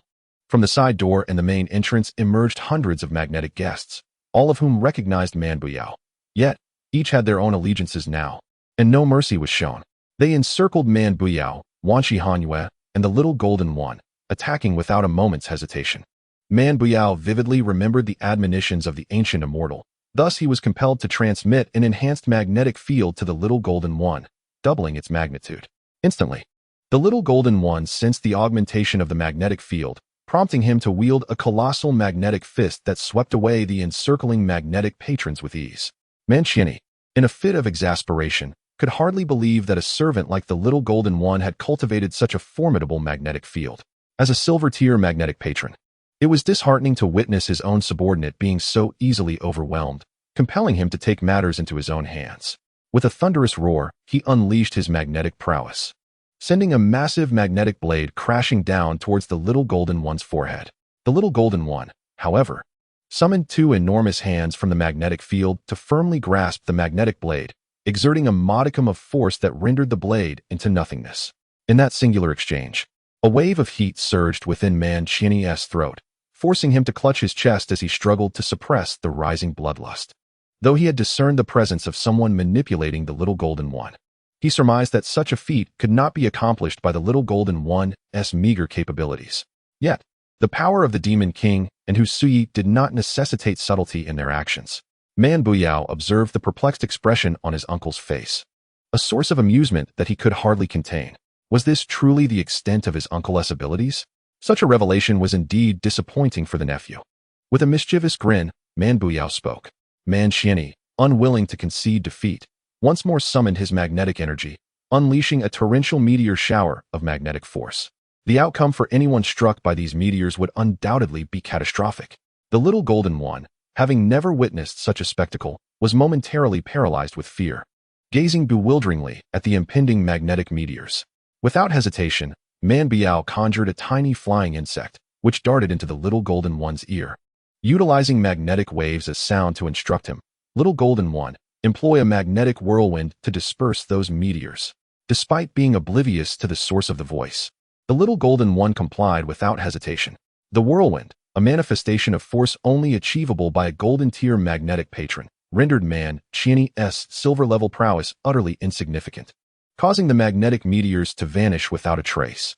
However, Man Xianyi could no longer contain the surging blood within him, and with a splutter, he expelled a mouthful of blood. "Master, come quickly to save your disciple," he cried out, revealing that he indeed had a master, further aggravating Man Buyao's disdain.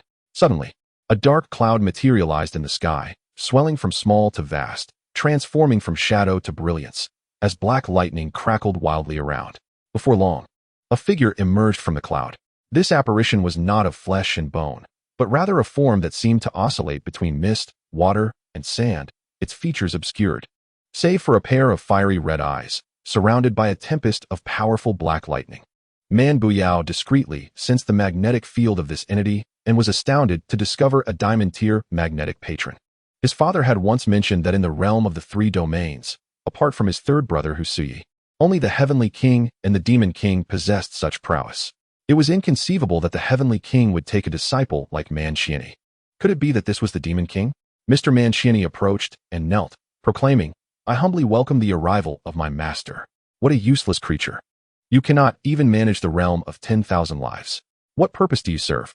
In the midst of this dialogue, the entity wielded its magnetic force, instantly reducing Man Xianyi to nothingness. At that moment, the little golden one trembled in fear. He had never encountered such a monstrous being. Even Man Buyao felt a hint of trepidation, for this creature had effortlessly dispatched Man Xianyi. Man Buyao continued to communicate telepathically with the little golden one, urging, "Do not be afraid. He cannot defeat you. Inquire about his identity." "Who are you?" The little golden one stammered, lacking confidence. A thunderous laughter erupted from the monster, sending nearby birds and beasts scattering in terror, causing flowers to wilt and die, and even halting the flow of water. The little golden one pondered, "Who is this being? And is he truly a match for this monster? Yet, he dared not exhibit overt cowardice, for he had unexpectedly acquired magnetic prowess, and feared that if he displayed timidity, this enigmatic figure might reclaim it. After his laughter subsided, the creature declared, "I am the lord of the realm of 10,000 demons, the Demon King." Upon hearing the title of Demon King, the little golden one nearly fainted, but was fortunately steadied by Man Bio just in time. Man Bio whispered reassurances, "Do not worry. Your magnetic force can surely vanquish him. Ask him why he has intruded upon the realm of 10,000 lives." With lingering doubt, the little golden one mustered his courage and responded, "Why do you leave the realm of 10,000 demons to intrude upon ours? You are committing a grave offense against the Emperor Hubba, that good-for-nothing man Xiani. Had he not summoned me, I would not have bothered coming here." The Demon King retorted angrily, "Since your matters are resolved, I hope you will take your leave," the little golden one implored, wishing for his swift departure. The Demon King erupted into another bout of raucous laughter that shook the grand estate, as if it were an earthquake. "Can I truly overcome such a formidable foe?" The little golden one's heart raced with trepidation. "Return? Humph. Since I am here, it would be beneath my dignity to leave without making my presence felt." As he spoke, the Demon King activated his magnetic force. From the dark clouds emerged peculiar, luminescent, soft-bodied insects that filled the air in a frenzied swarm. Man Bio recognized them as life forms animated by magnetic force. Indeed, the Demon King was formidable, capable of nurturing such minuscule monsters with his power. Man Bio swiftly transmitted magnetic energy to the little golden one, advising him, "Do not panic. Let a light rain of magnetic force fall. These insects are not as powerful as they seem." Now, with no other option, the little golden one complied. Chapter 35. The confidence of boundless magnetic force, you insolent brat. Who are you to disrupt my insect minions? Moments prior, the little golden one had summoned a magnetic rain that obliterated all of the Demon King's insect companions, leaving the Demon King utterly astonished. The little golden one exhaled a sigh of relief. He had never anticipated that he would triumph over such terrifying creatures. Little Gold heard a voice murmuring in his ear, "Just tell him that you are a minor general under the command of the Human King. I am Little Gold, a subordinate of the Human King." He had now become a puppet of the reckless and was compelled to follow orders without question. Impossible. With his meager abilities, how could he possibly attract such formidable subordinates? The Demon King incredulously exclaimed. If he does not believe it, then perhaps giving Little Gold a more impressive title would cause him to retreat in fear. After a moment of analysis, the reckless conveyed to Little Gold, "Then you should claim to be the esteemed disciple of the unfathomable sage." Little Gold scratched his head, pondering the true identity of this mysterious figure who demanded that he impersonate the reputation of an ancient power. Was he courting disaster? However, considering the current circumstances, the Demon King seemed utterly unimpressed, and it was entirely possible that even the unfathomable sage would find him a worthy adversary. A flurry of thoughts raced through Little Gold's mind. Ultimately, he resolved to maintain his pretense, declaring, Since you have seen through my guise, I shall not conceal my identity any longer. I am Huba, the esteemed disciple of the unfathomable sage." The Demon King, after a moment of contemplation, responded, "Well, that carries a semblance of credibility. However, I have long known that the unfathomable sage and his disciples have been sealed away by the great Emperor Huba. Are you perhaps a mere survivor?" The reckless could hardly tolerate any disparagement of his brother's master. He nearly unleashed his powers to obliterate the Demon King, but, remembering the instructions of the celestial being, he restrained his fury. He conveyed, "Tell him to silence himself and refrain from any blasphemy against the unfathomable sage." Little Gold immediately interjected, "You shall not speak ill of my master." This was the first time the Demon King encountered someone bold enough to shout at him, and he erupted in rage. "You insolent brat, unaware of your own mortality. Today, I shall reduce you to ashes." As he spoke, he initiated a second wave of attack, with violet halos erupting from the ground, surging toward the ominous clouds above. His power had doubled since before, and the clouds seemed to be thrumming with the energy of a colossal magnetic beast.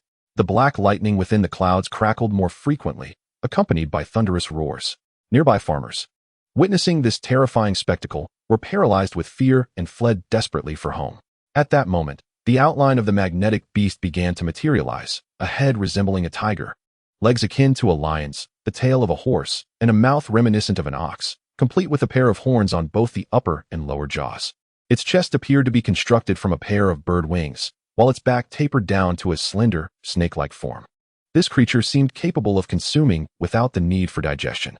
Little Gold was once again paralyzed with fear, his legs trembling. How could he withstand such a threat? Yet, the mysterious voice spoke again in his ear. Do not be alarmed. Steady your mind. This is merely a trivial matter. Listen to me, and we too can summon a magnetic beast. Simply recite the incantation in your mind. Do you understand? Little Gold nodded in affirmation, then shook his head in uncertainty. Man Buyao recited the incantation once more, finally imprinting it in his memory. 5 dazzling hexagrams descended from the heavens, converging above him, accompanied by a fearsome roar. A colossal magnetic beast materialized before him, adorned with dragon-like scales, the head of a red-crowned crane, a fish-like chest, the legs of a pangolin, a wolf's tail, and the waist of a cicadere. A bizarre row of antlers sprouted from its back, an oddity indeed. Upon encountering each other, the two magnetic beasts exchanged no pleasantries and immediately engaged in combat, their scales raining down from the sky. They tore through the clouds, clashed upon the water's surface, and fiercely grappled atop the mountain peaks, locked in a struggle of equals. Gradually, it became evident that Man Biao's magnetic beast was gaining the upper hand. Having completely dislodged the 4 horns from the Demon Lord's beast's mouth, with its fighting spirit extinguished, the Demon Lord's beast emitted a strange cry before retreating into the dark clouds. The Demon Lord was rendered speechless. After over 10,000 years, he had never suffered such a significant defeat. Just as he contemplated launching a renewed assault, a voice emerged that nearly sent him reeling. The voice belonged to none other than the Emperor Hu Ba, the sovereign of the 3 domains. He had discovered that the Demon Lord had violated the edict prohibiting the overlords of the various domains from trespassing into each other's territories, and had thus engaged in battle within the realm of myriad lives. In a commanding tone, he admonished, "Bold Demon Lord, how dare you transgress and wreak havoc? Return at once." To his astonishment, the Demon Lord scurried away like a mouse fleeing from a cat, muttering, "As commanded," and vanished into the depths of the dark clouds. Just as Man Buyao and Xiao Jinji believed the ordeal had concluded and began to relax, a massive hand emerged from the clouds, seizing Wanqi Hanxue and swiftly dragging her into the darkness. A voice echoed, "Should you wish for this woman to remain unharmed, return to my realm of 10,000 demons for a rematch." With that, the clouds dissipated, leaving no trace behind. Seeing his beloved wife abducted, Man Buyao could not let this transgression go unpunished. He turned to Xiao Jinji and commanded, "Quickly conjure the bridge of the demon realm. We must rescue your sister-in-law." Xiao Jinji, now fully enlightened, realized that the one who had been imparting the magnetic techniques to him was none other than his master, which explained the familiarity of the voice in his ears. Yet, upon hearing the mention of the 10,000 demons realm, he turned pale with fear. That was a den of horrors where all manner of fiends congregated. "Master, I am rather frightened.